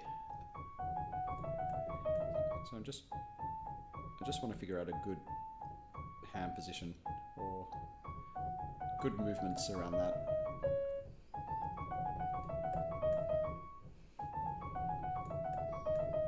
Okay. Oh. I find these very awkward. Well, not extremely, but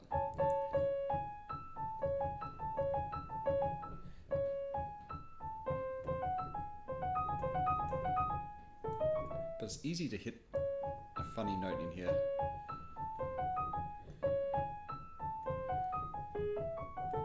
Oops, wrong one.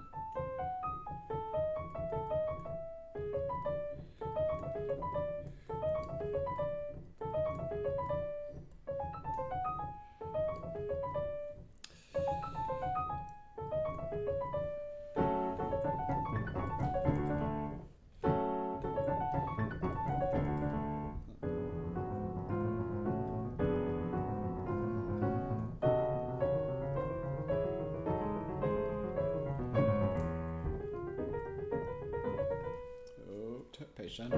I should use the pedal. I always forget to use the pedal.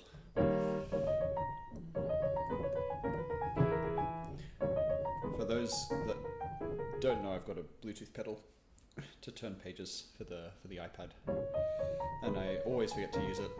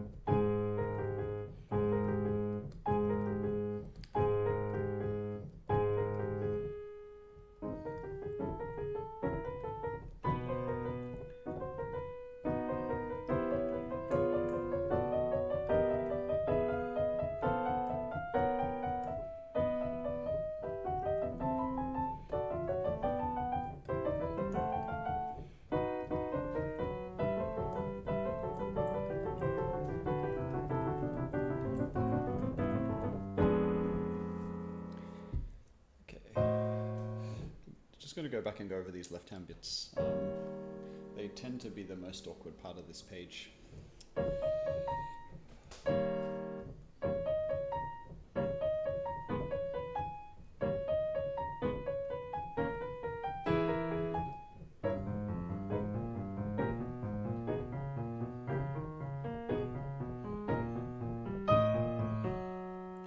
So a lot of this is like the slow practice.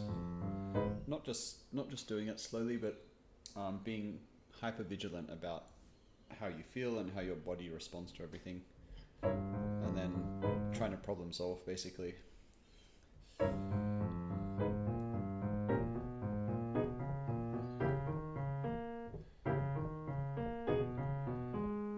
I'm trying to avoid any mindless sort of practice.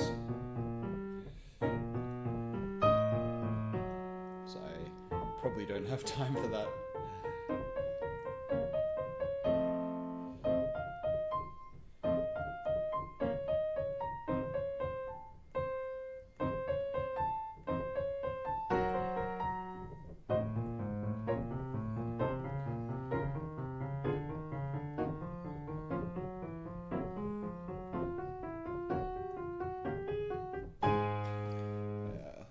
tension. It comes so quickly. That's the trouble.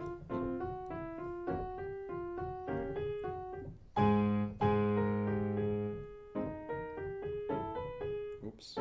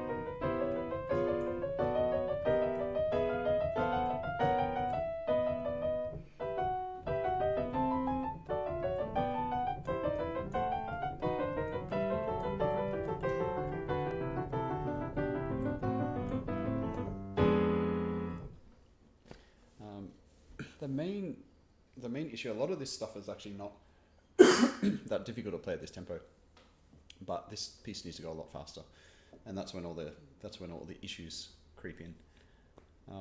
Because this one goes really fast. It's a presto etude, so yeah. Some people can play it unbelievably fast, and I would like to be able to do that. So.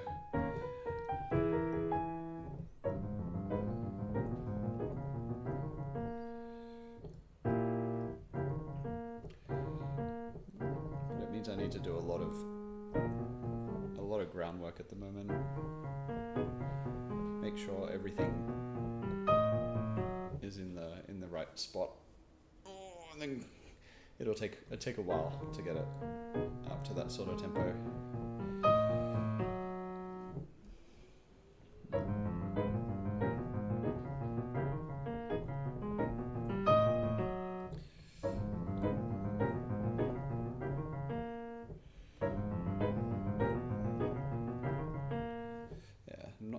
Transition there.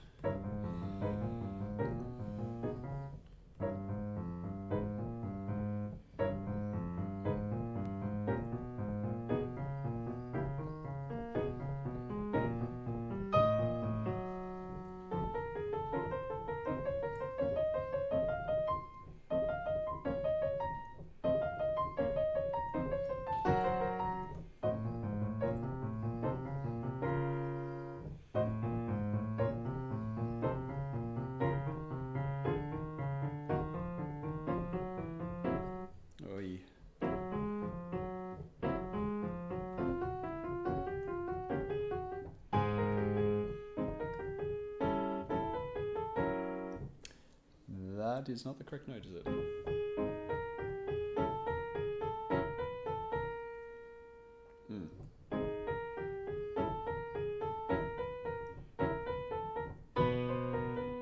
Too many accidentals.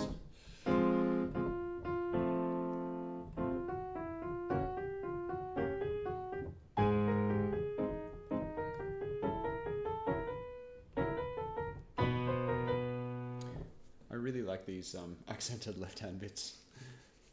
That's very fun.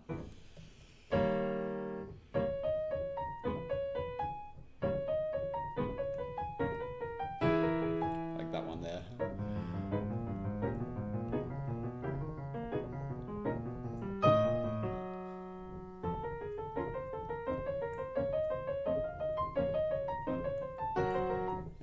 this one here, this transition is tricky.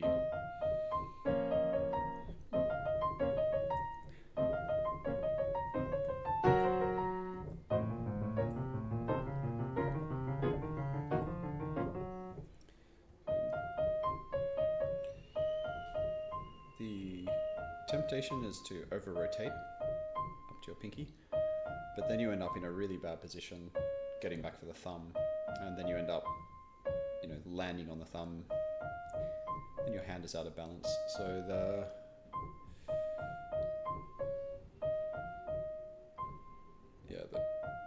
thing I'm trying not to do is over rotate, basically.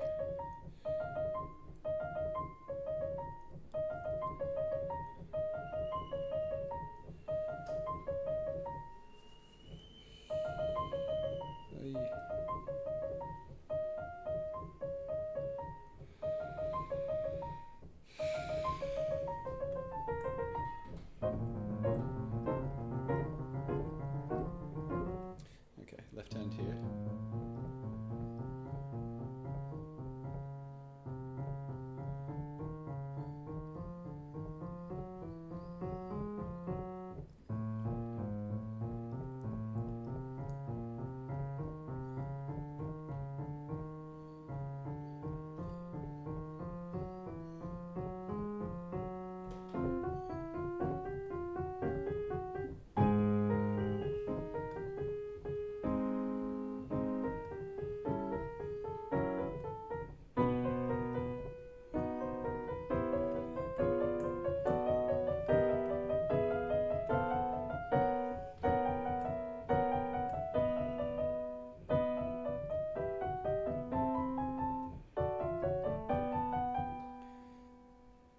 Just checking my attention, shoulders.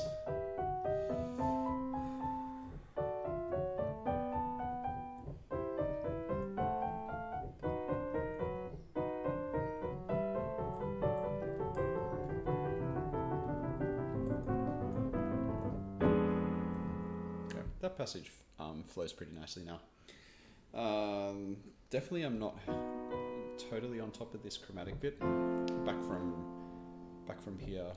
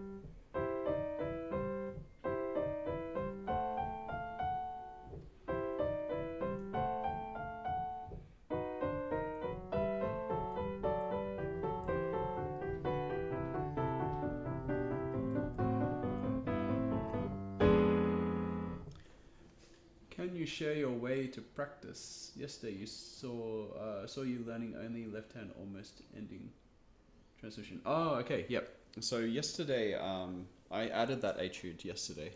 This is the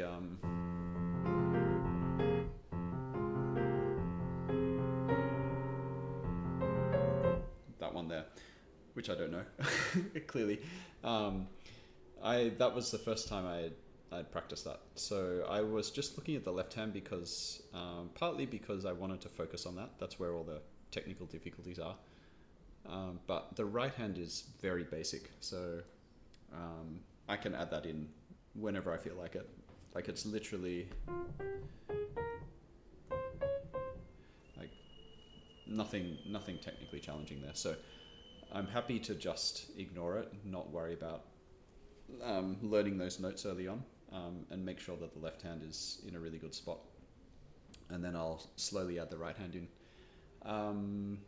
Basically, like my theory is if something is technically difficult, like you're finding that it's pushing you, you should focus on one hand, essentially, and make sure you sort it out, because you want to have all your like mental energy making sure that that is in a good spot, because you need to be concentrating on basically how your body's reacting, and you need to be problem solving. So like shifting around your hand positions and things when things are not sitting properly. And then you need to also be constantly monitoring your tension. So there's a lot to think about. And when you add in a second hand to that, you're diverting mental energy away, essentially, from what you should be focusing on. So I still do a lot of separate hands practice when I feel like something is pushing me technically. And then you obviously have to, eventually add in hands together, but that's a gradual process. In terms of how I practice, otherwise I practice in very small segments. So, particularly when I'm doing hands together, you'll notice I do a lot of one crotchet to the next crotchet. So, for example, I'll do something like this.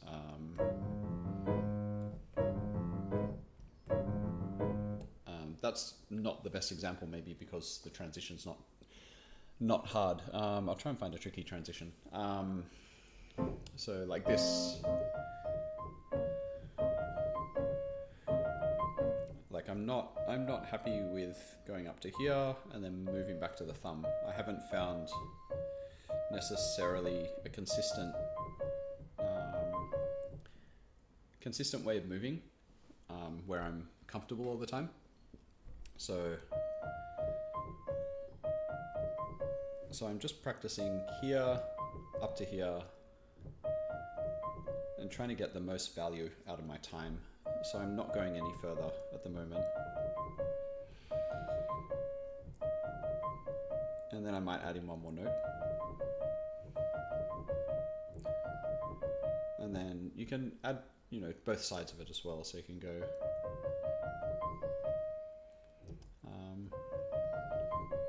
so you put it in a larger context. And then when you increase the tempo, you can just do it with that cell. Oops, not correct.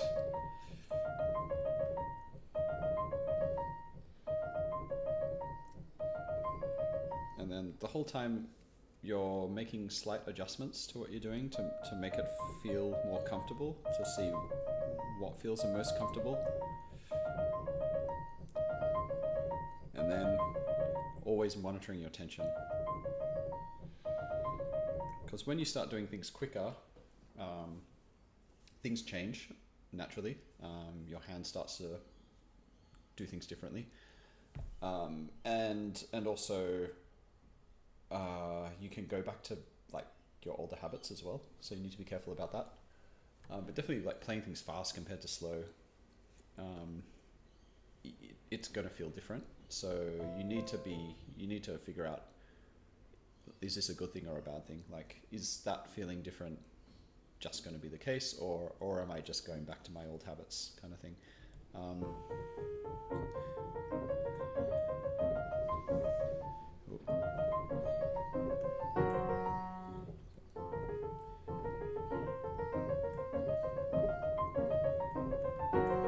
So there.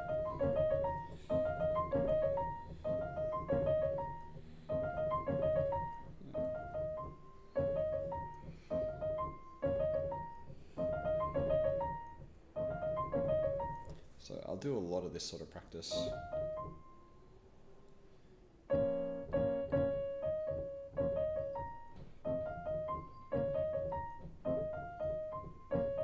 And it's also about keeping your movements small. You don't want your movements to be any larger than they need to be.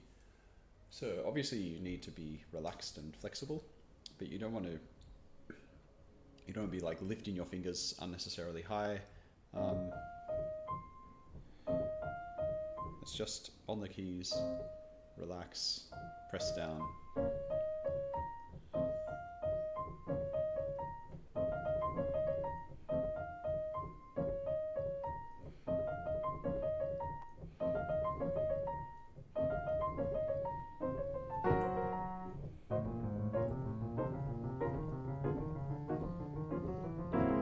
Oops.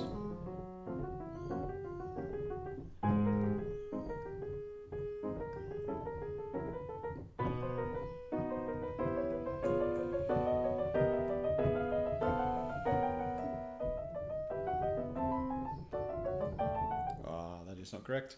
So here,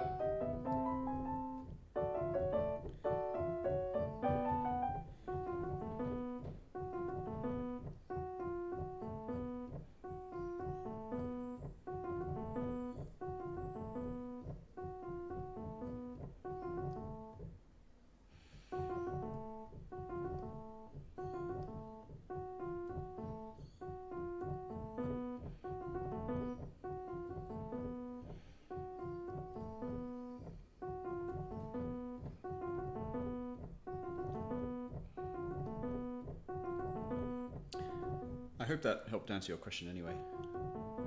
If you have any more questions or follow up, go for it. Because, yeah, always happy, always interested to talk about these things.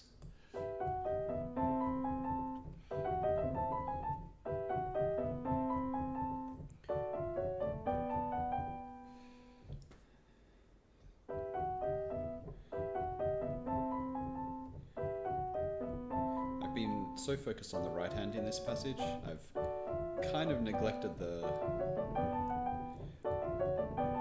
left hand. So that's why I'm spending a bit of time correcting this one, because it's a bit awkward.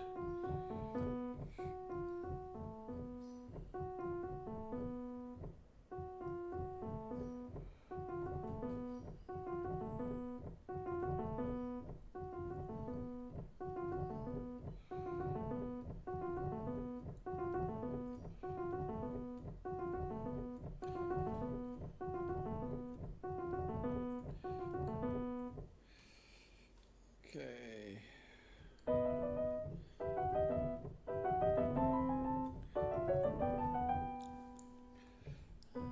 Again, jaw. I really don't like tension in the face. It really bothers me. It's usually an indication that my mentally I'm not in a good state.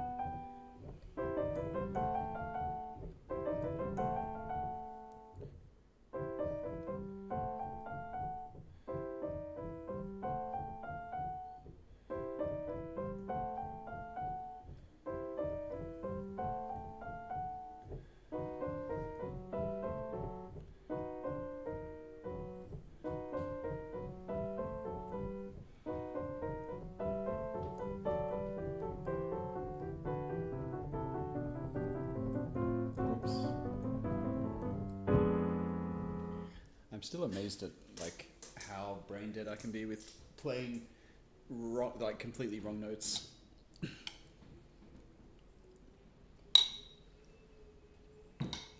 Like at a slow tempo, I'm just blatantly playing wrong notes because unsure why.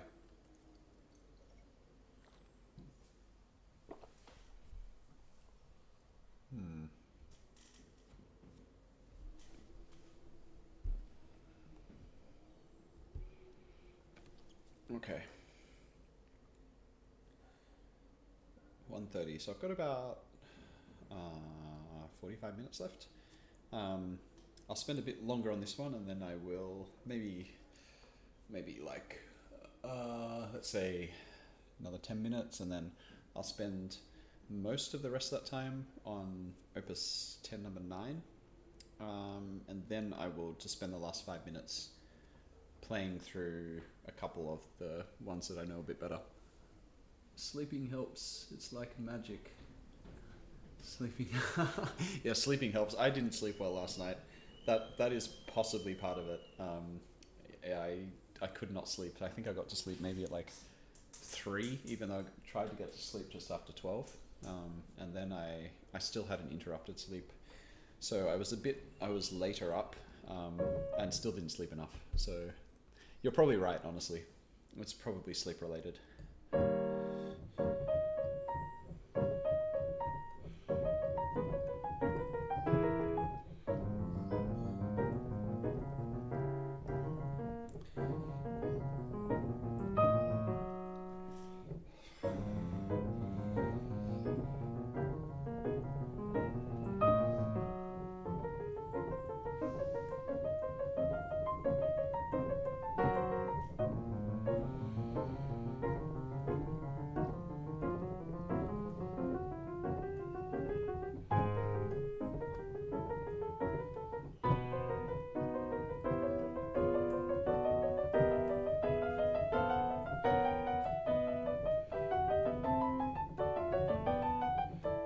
Where am I?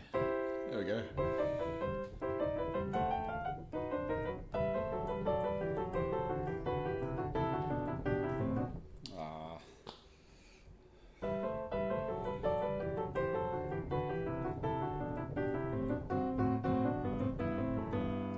Okay, so that's not quite working.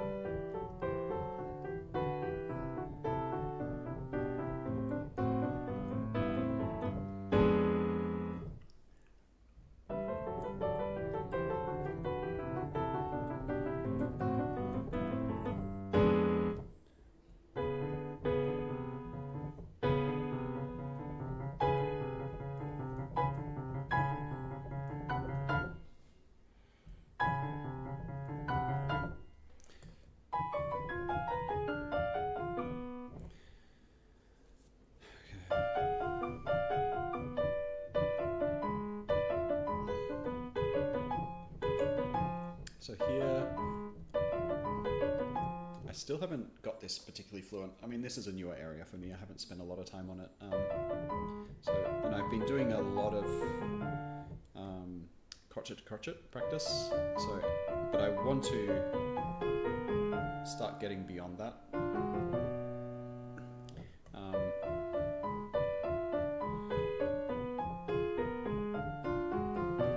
It's not super difficult, but it is, the hand positions are a little bit stretched here. And they do get a little bit awkward.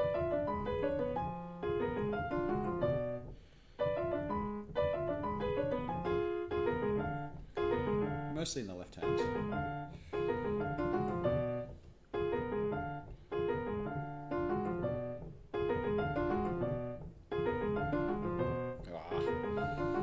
Except that right hand bit.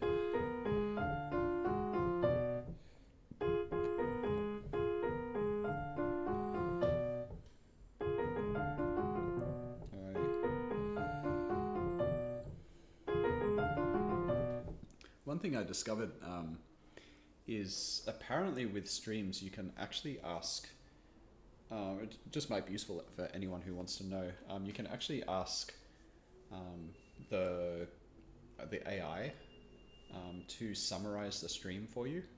Like there's an option, which I only just realized. So if you're looking for a bit, something I said at some point during the stream, that's a good way to actually just dig it up. The AI will actually go through, interpret everything I said, and then summarize it, which is kind of cool, actually.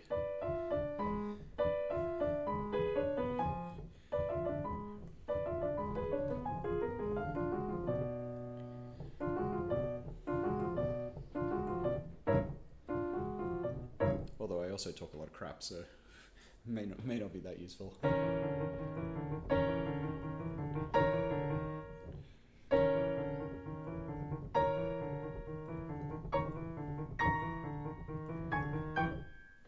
this bit here. This one is more awkward than the previous one, particularly for the right hand.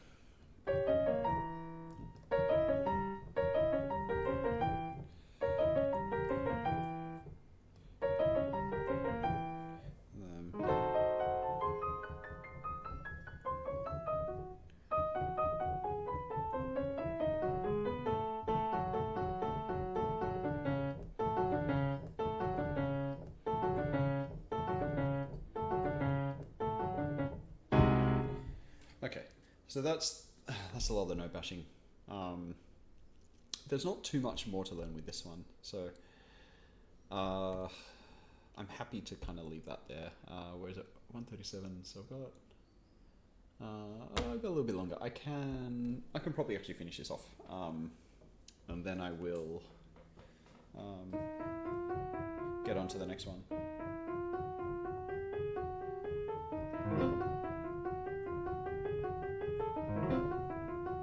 It's always good to revisit.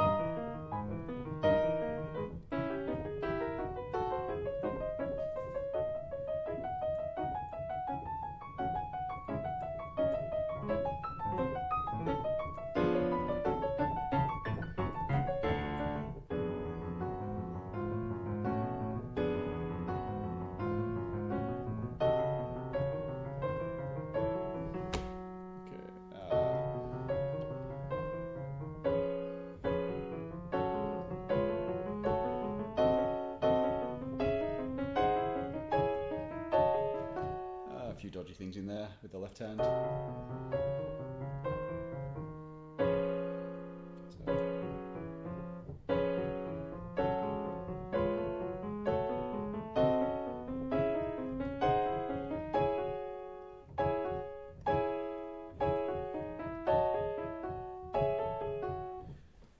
You learn incredibly fast. I don't know, what is this? This is maybe like I probably spent a week on this one so far, maybe. Hard to say. I mean, I learn a lot faster than I used to. I think my processes are better, that's for sure. And I'm very, very determined to to practice effectively. So, because I just don't have a lot of time, and I like efficiency. So.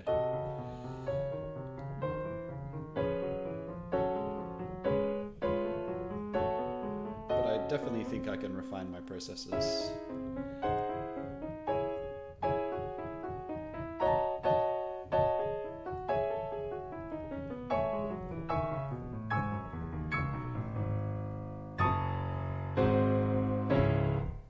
One of the things which helps the learning process a lot is revisiting spots consistently. So don't just spend like 20 minutes on, you know, I don't know, a few bars of music and then not come back to it. It's important to actually spend like 5 minutes maybe until you've noticed some changes, and then go elsewhere, and then come back to it, you know, maybe 10 minutes later or something, because that process of like letting it settle and then going back to it again, it tells you're training your brain that like, oh, I actually need to remember this, like I need to know this. Whereas if you're just practicing a large chunk and then don't practice it again for, you know, I don't know, a day or two, something like that, it will take longer. The process will take longer. So that's why I'm always going back and forth between spots.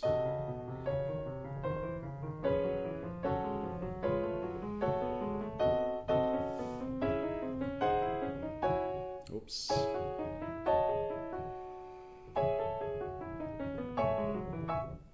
Oh, one sec. I will be back in a minute.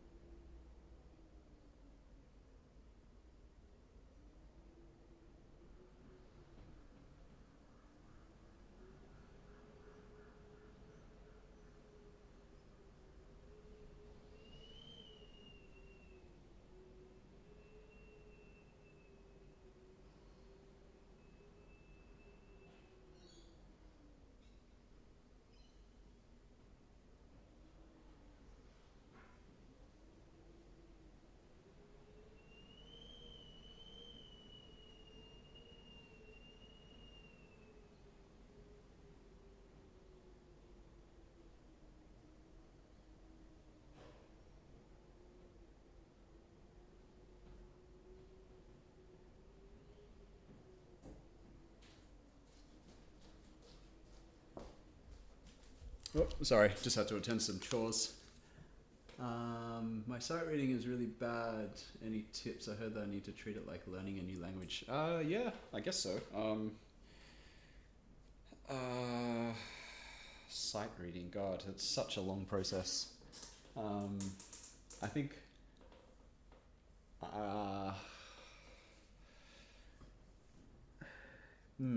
like a lot of it is it's about becoming more familiar with music theory and harmony. So you will just instantly recognize chords and things like that, or patterns. Yeah, the more you play, the more knowledge you gain in terms of like repetition and things like that. There's just it is like a language in that sense, where composers are, you know, copying each other. And the more you learn about harmony, the easier it becomes as well. because you just instantly recognize certain harmonies and things like that. And then it becomes more predictable. So yeah, in terms of actually learning to sight read though, you do don't get too close to the music. That's one of the things, because you need to see what's coming up. You need to not focus on the note you're playing. You need to be processing ahead all the time, and that takes time. So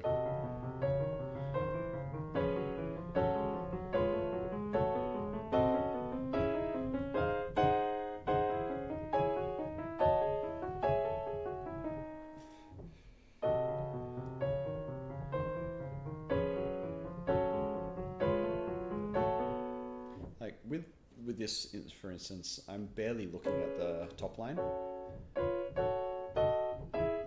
Like this, I barely look at these chords because I recognize them instantly, basically. I've seen them enough to know, yeah, what, that shape equals that chord kind of thing.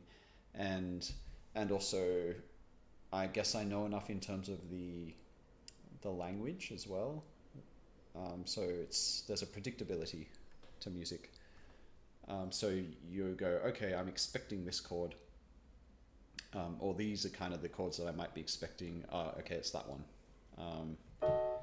So it's a whole bunch of things, and it just takes time. Reading sheets I know to read, but sadly I spent so much time learning by synthesis. Like 10 years now, I'm spending time reading sheet. Yeah, it's such reading music is such a long process. It's definitely not. I'm sure that sheet music is not the best system that we can come up with.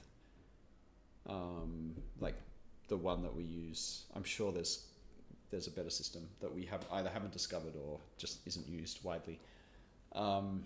It's not easy to read. Everything is very close together. And then you've got bass clef and treble clef, so you're reading two different systems there. There's a lot. It's messy, and obviously you then have to learn all the lingo as well.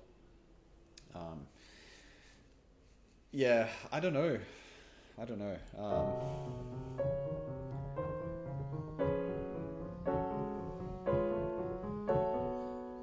A lot of it is exposure, but I would recommend reading through music that you find easy and fun to listen to is a good way to practice as well. Like some of the kids' pieces that Mozart wrote, Clementi, Kuhlau, like some easy sonatas or sonatinas or something. Beethoven also wrote some sonatinas. Who else wrote kids' music? Kavalevsky wrote some catchy things. Yeah, there's heaps of Debussy wrote some kids' music, stuff like that, which is actually musically quite satisfying. And you can just treat it as an enjoyable exercise, I suppose. The other thing I did was read through duets or chamber music with friends, so that way.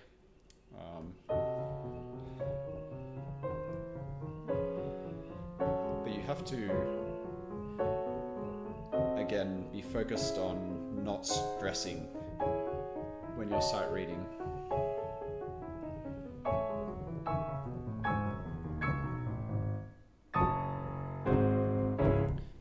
Stress really is the killer of being able to play well. Sight reading, and also just in general, performing. Two hands at once. So yeah, that again, this is these are skills that take so long to develop well. Start simple. One note each hand, things like that.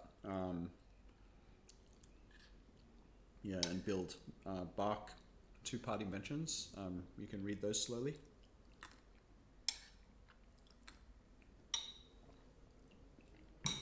And then you can start reading one chord per bar, and then the right hand, you know, does the rest, that kind of thing, or vice versa. Okay, I need to update the chat. This is Opus 10, number 9.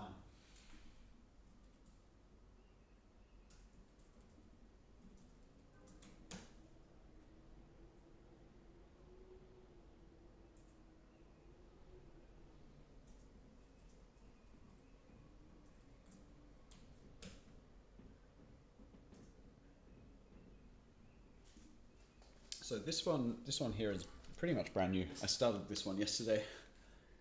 I have a feeling I actually looked at this one back in my undergraduate.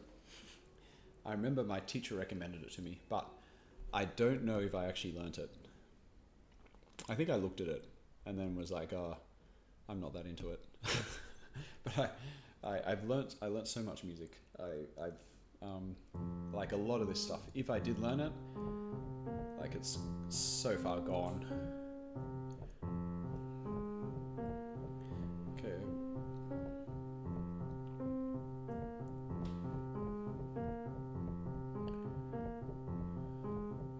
I think one of the, I think it was Odiki or something, made a comment about this one on my stream yesterday, which I haven't responded to.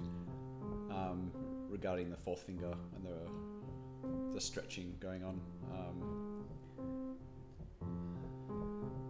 So I don't know, I'll keep an eye on that.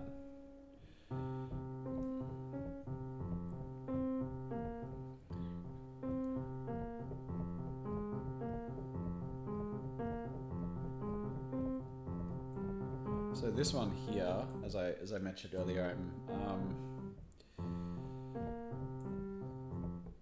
just focusing on the left hand now, because the right hand is pretty easy. No, I've never used synthesis. You'll have to explain actually what you mean by synthesis.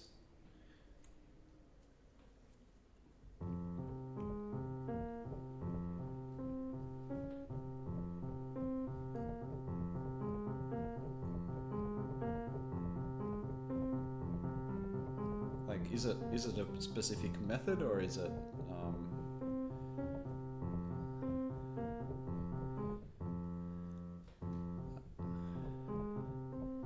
just like a synthesis process?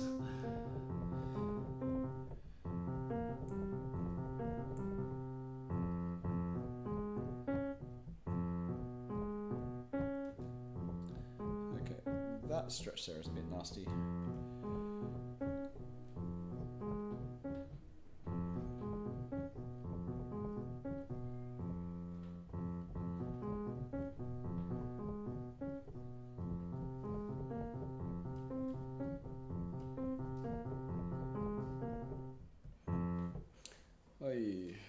Okay.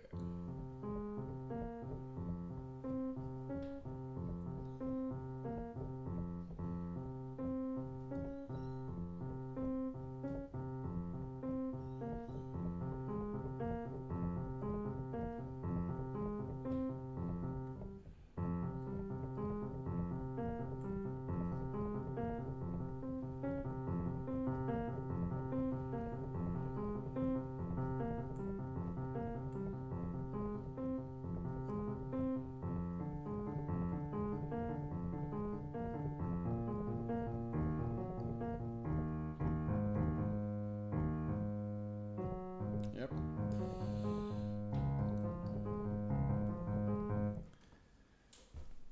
Oh, posture.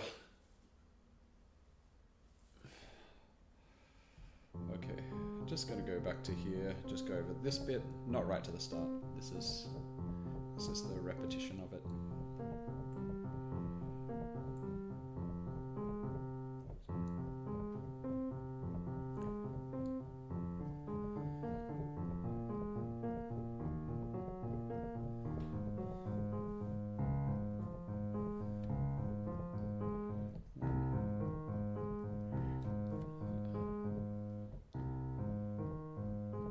This one here, 2, 3, 2, 3, and then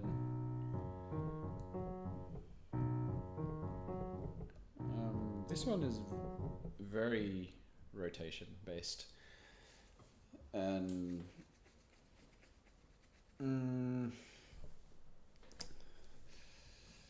yeah, getting your body out of the way, making sure you're not cramping yourself when you're rotating in.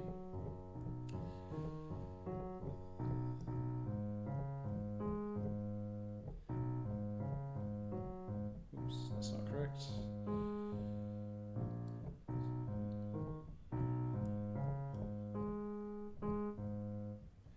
I have no idea how to get down there. So that,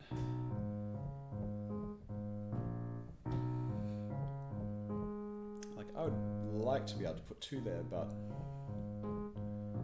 yeah, 3 is easier, but then that's not consistent with the rest of the fingering.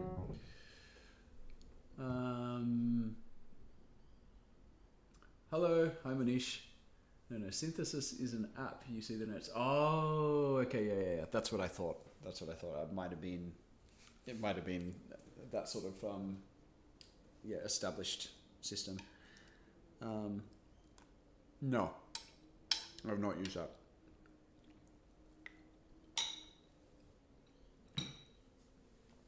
Do you find it a useful way to learn?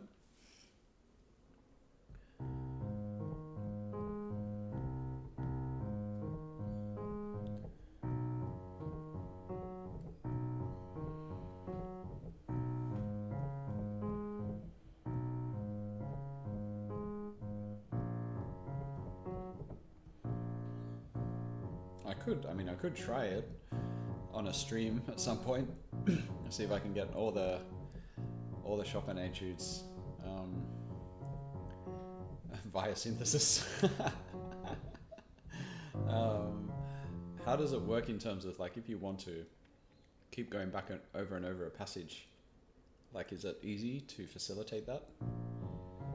Because, like, right now I'm like, okay, I've done those 2 bars, but I want to go back, to here, and I want to look at this bit again, and I want to repeat that, over and over again. And the music is, right in front of me. I don't have to manipulate anything there.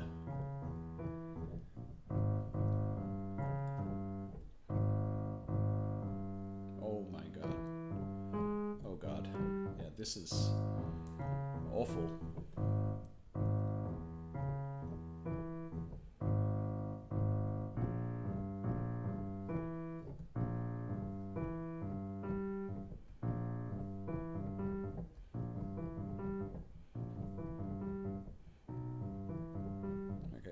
That's okay then.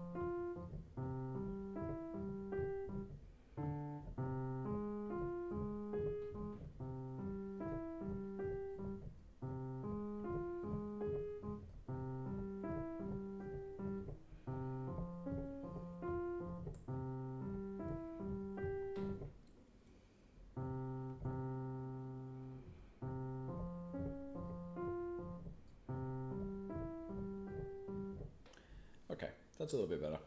I'm just going to go back over these notes because they're a little bit weird,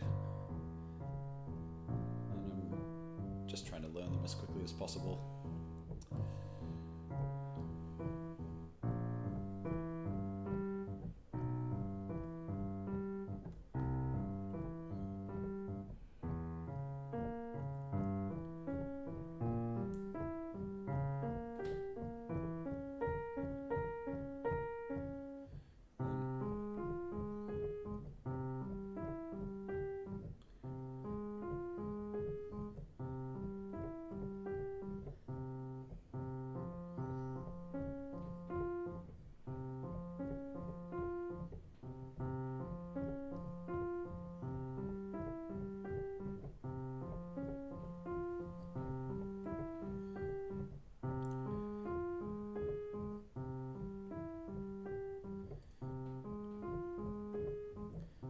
this whole time I'm just like hyper focused on my body, because I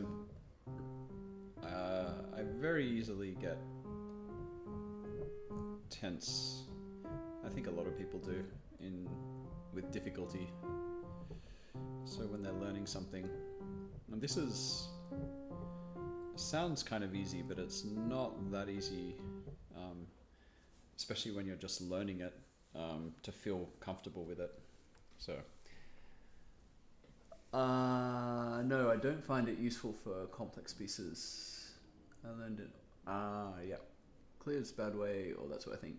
So I'm changing my learning method to reading sheets. Yeah, I think that's kind of my feeling too, because I don't know how synthesis could work for anything beyond simple music. Because yeah, with complex music, there's so much repetition practice, and there's so many notes sometimes. So you just like seeing all these notes fall down. You're like, holy crap! It's like watching the rain,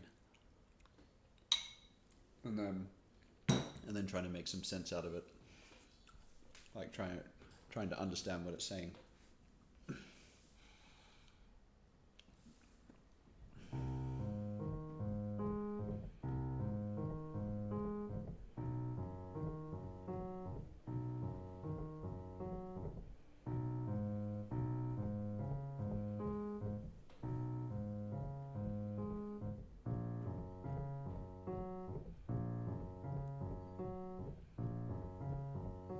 These are all fine.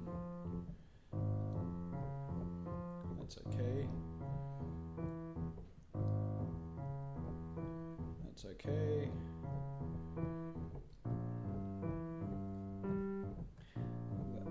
That's a little bit of a stretch, but it's fine.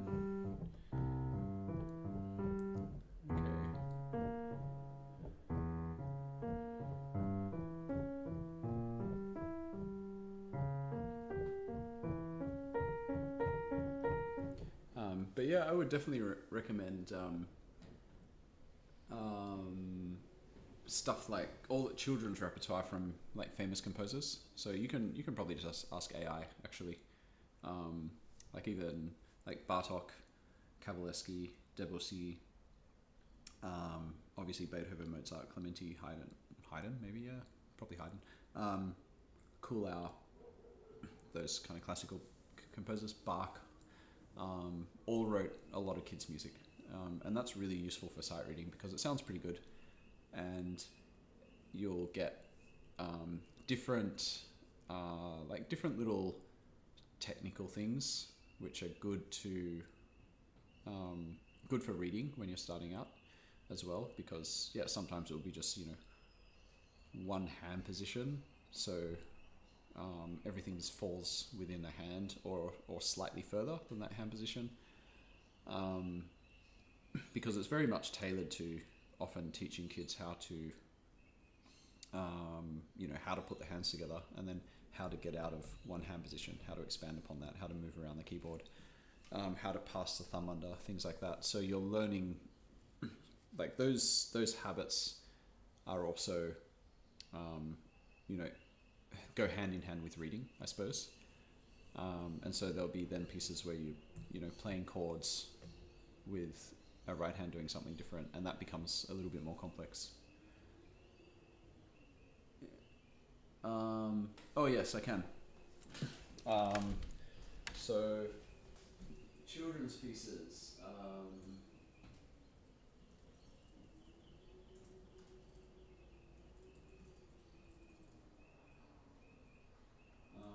So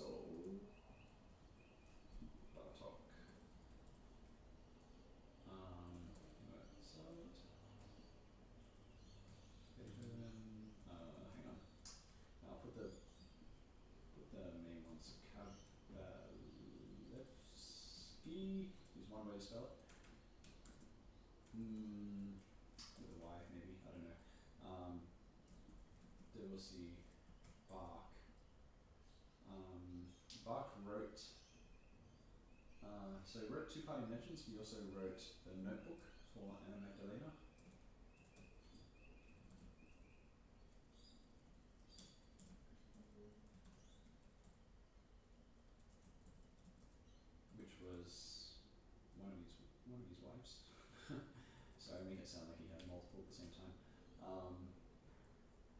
Was he second wife? I think it was his second wife. And who else? Yeah, Mozart wrote some. I've already put that. I got cool out in there. These are like sonatinas.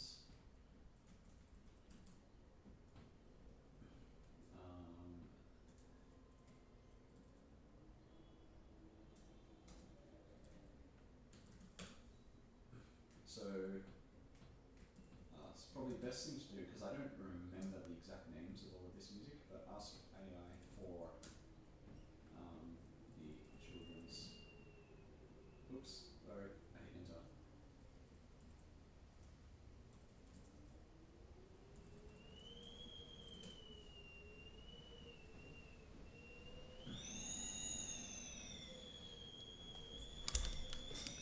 And yeah, a lot of those, like, they're quite pleasant to listen to. I think Prokofiev also wrote some children's music, I'm pretty sure. Might be a bit more difficult. Shostakovich maybe as well.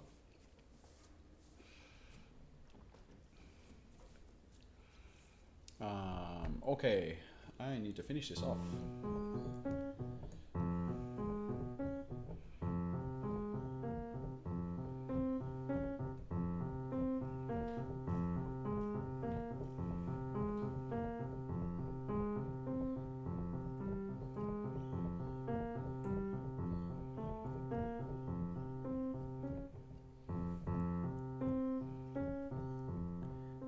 One thing is, Chopin didn't write any children's music.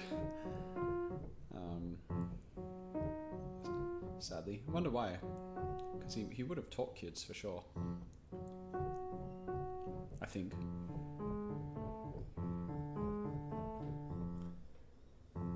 That's alright. Oops, that's not correct.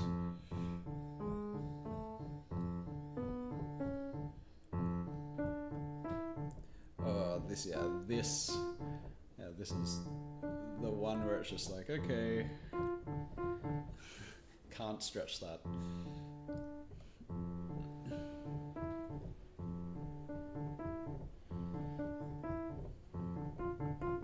So I have to jump there. This one is fine. A lot of repetition here. God, and again.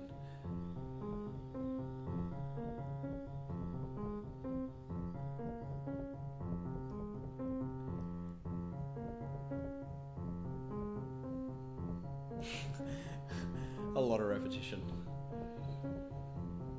Okay, at least I'll get good at these ones.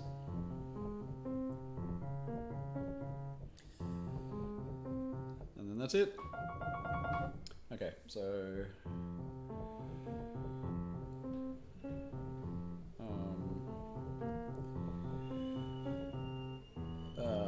not too happy with that.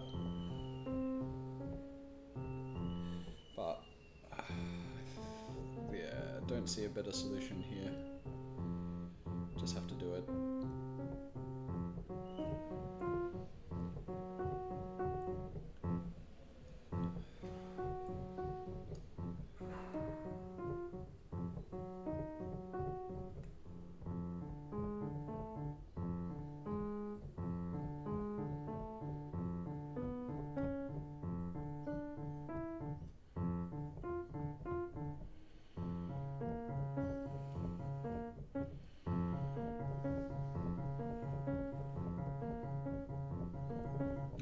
Repeats. Okay, so I don't have a lot of time, so what I'm going to do is run over a couple of the ones I know better, just as a recap. So Opus 25 number 1, then Opus 10 number 12, and I might do Opus 10 number 2.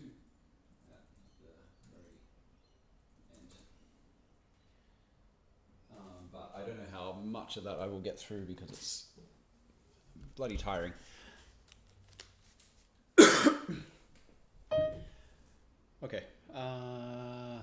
Opus 25 number 1. So this is the one I probably know the best, but there's still dodgy things happening, obviously.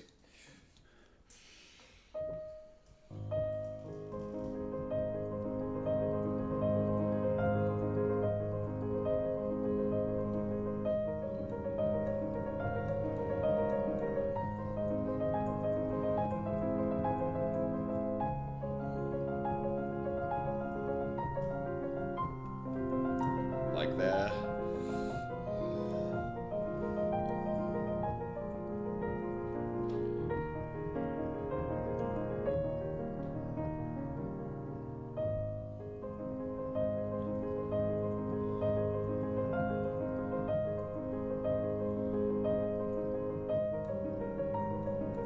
And there. Oh my god. Yeah, that's not great. Oh, it was better earlier. I think. Don't know what it is. I'll start again.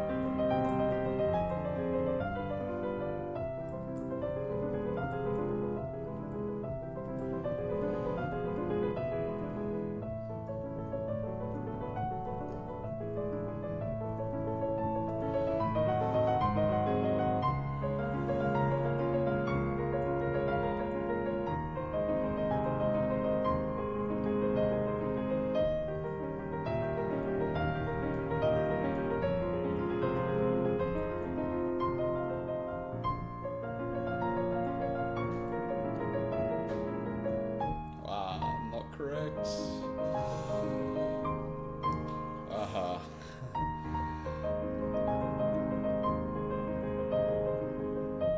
Hey.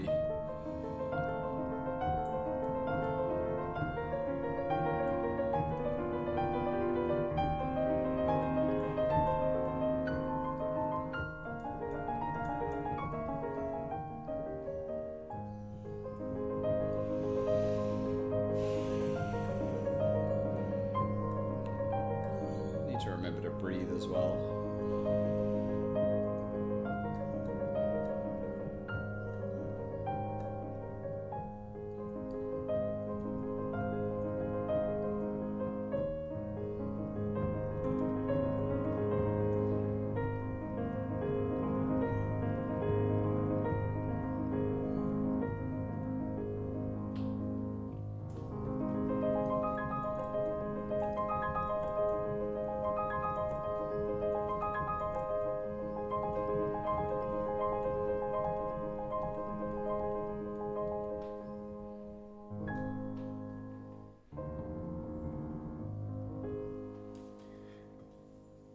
Okay.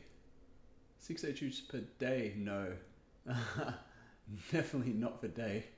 So I've just added, I think I know what you mean by your question. I've just added a sixth one, I think. So it's Opus 25 number 1, number 5, and then Opus 10 number 2, 4, 9, and 12. So I've got 6 going at the moment. I will probably add in more as I go. So it'll, like, honestly, at a certain point, I'll be like practicing 12 a day. Like that's the thing, but the amount of time I spend on each one will be a lot lower. So like this one here, now I'm spending like 15 minutes a day on it, whereas like right at the start of the stream I was spending like 45 to an hour on it. So, but this is what, day 12, 13, I forgot. So I'm happy for this one to just do its thing almost at this point. I'll spend a little bit of time working on things I'm not super comfortable with. But in general, I'm happy for that one to play out, because it's, you know, it's going to be with me for a year, so it will improve. And I got to get onto other stuff essentially. Which etude do you think will be the easiest? Probably E flat minor from Opus 10, or like the depressing one. I don't struggle with that kind of stuff. Some people find that a little bit difficult, but that sort of, at least, I don't know, I've never played it, so who knows. maybe I'll like start playing and go, oh crap, this is actually kind of hard. But on surface, it looks fine. Maybe Opus 25 number 7, the slow left hand one. That one doesn't look too tricky. Otherwise, maybe even Opus 10 number 9, the one that one there. I don't think that one's particularly tricky. Favorite one in the 24, Torrent Etude. I just finished up with Torrent Etude. I did that. I spent about 45 minutes on it, so I can't go back to that one, I'm afraid. And I can't play it through at the moment. So, favorite one in the 24. I think it changes. It varies. Like I really like Opus 10 number 1. That's always very enjoyable to play. I'm really enjoying Opus 25 number 1 actually. And otherwise, I quite like Winter Wind. I think that one's quite fun. And Opus 25 number 12 as well. I think is a really like very satisfying way to like end the entire 24. This one is that one's nice. I don't like it as much as maybe some other people. It's like some people are crazy about that one. I like it. It's not my favorite probably, but I do like it. Probably least favorite is Black Keys.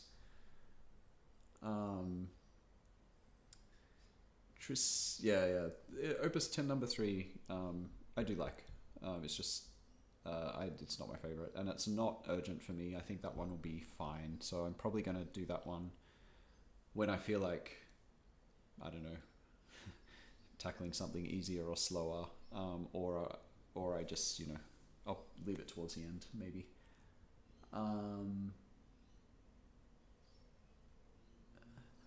Opus 10 number 11, the arpeggios. Oh, interesting. Okay, so this is Opus 10 number 12, and this one is a little bit dodgier than Opus 25 number 1. Okay.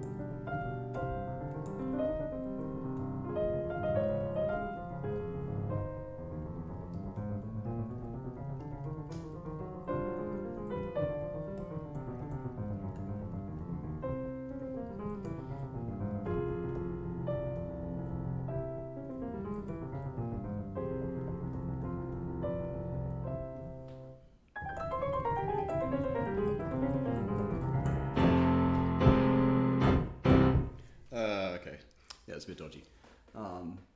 Have you learned Winter Wind? Yes, I have learnt it in the past. Yeah, black keys. I don't know. I find black keys really annoying.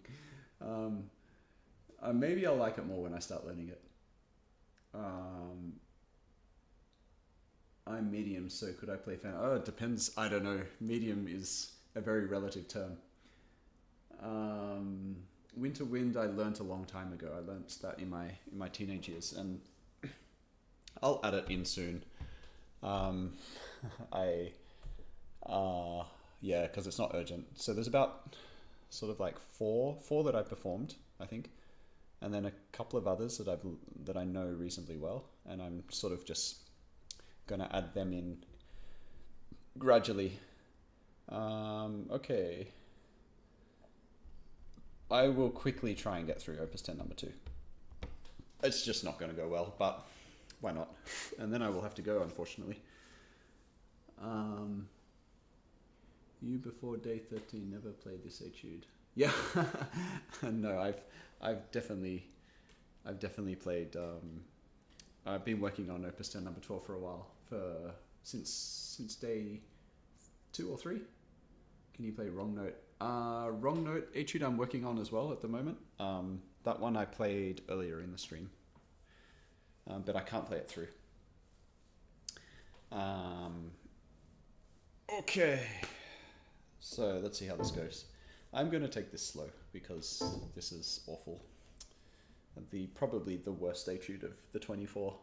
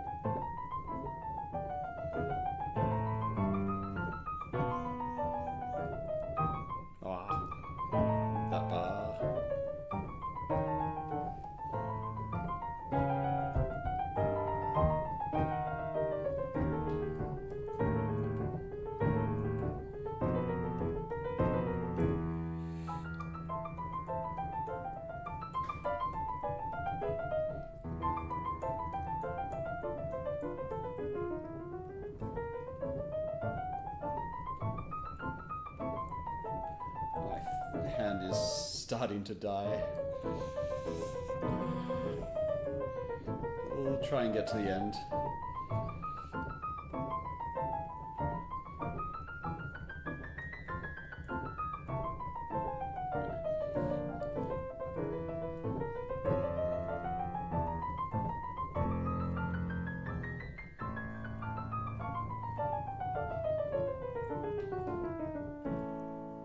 Okay, got to the end. That was something. That one, it sounds so innocent, but it is bloody evil. Okay. Etude, wrong note. Can you play Nocturne Opus 9 number 3? I can't. I have to go to work, sadly. Yeah, I'm probably going to be late, so I will need to go.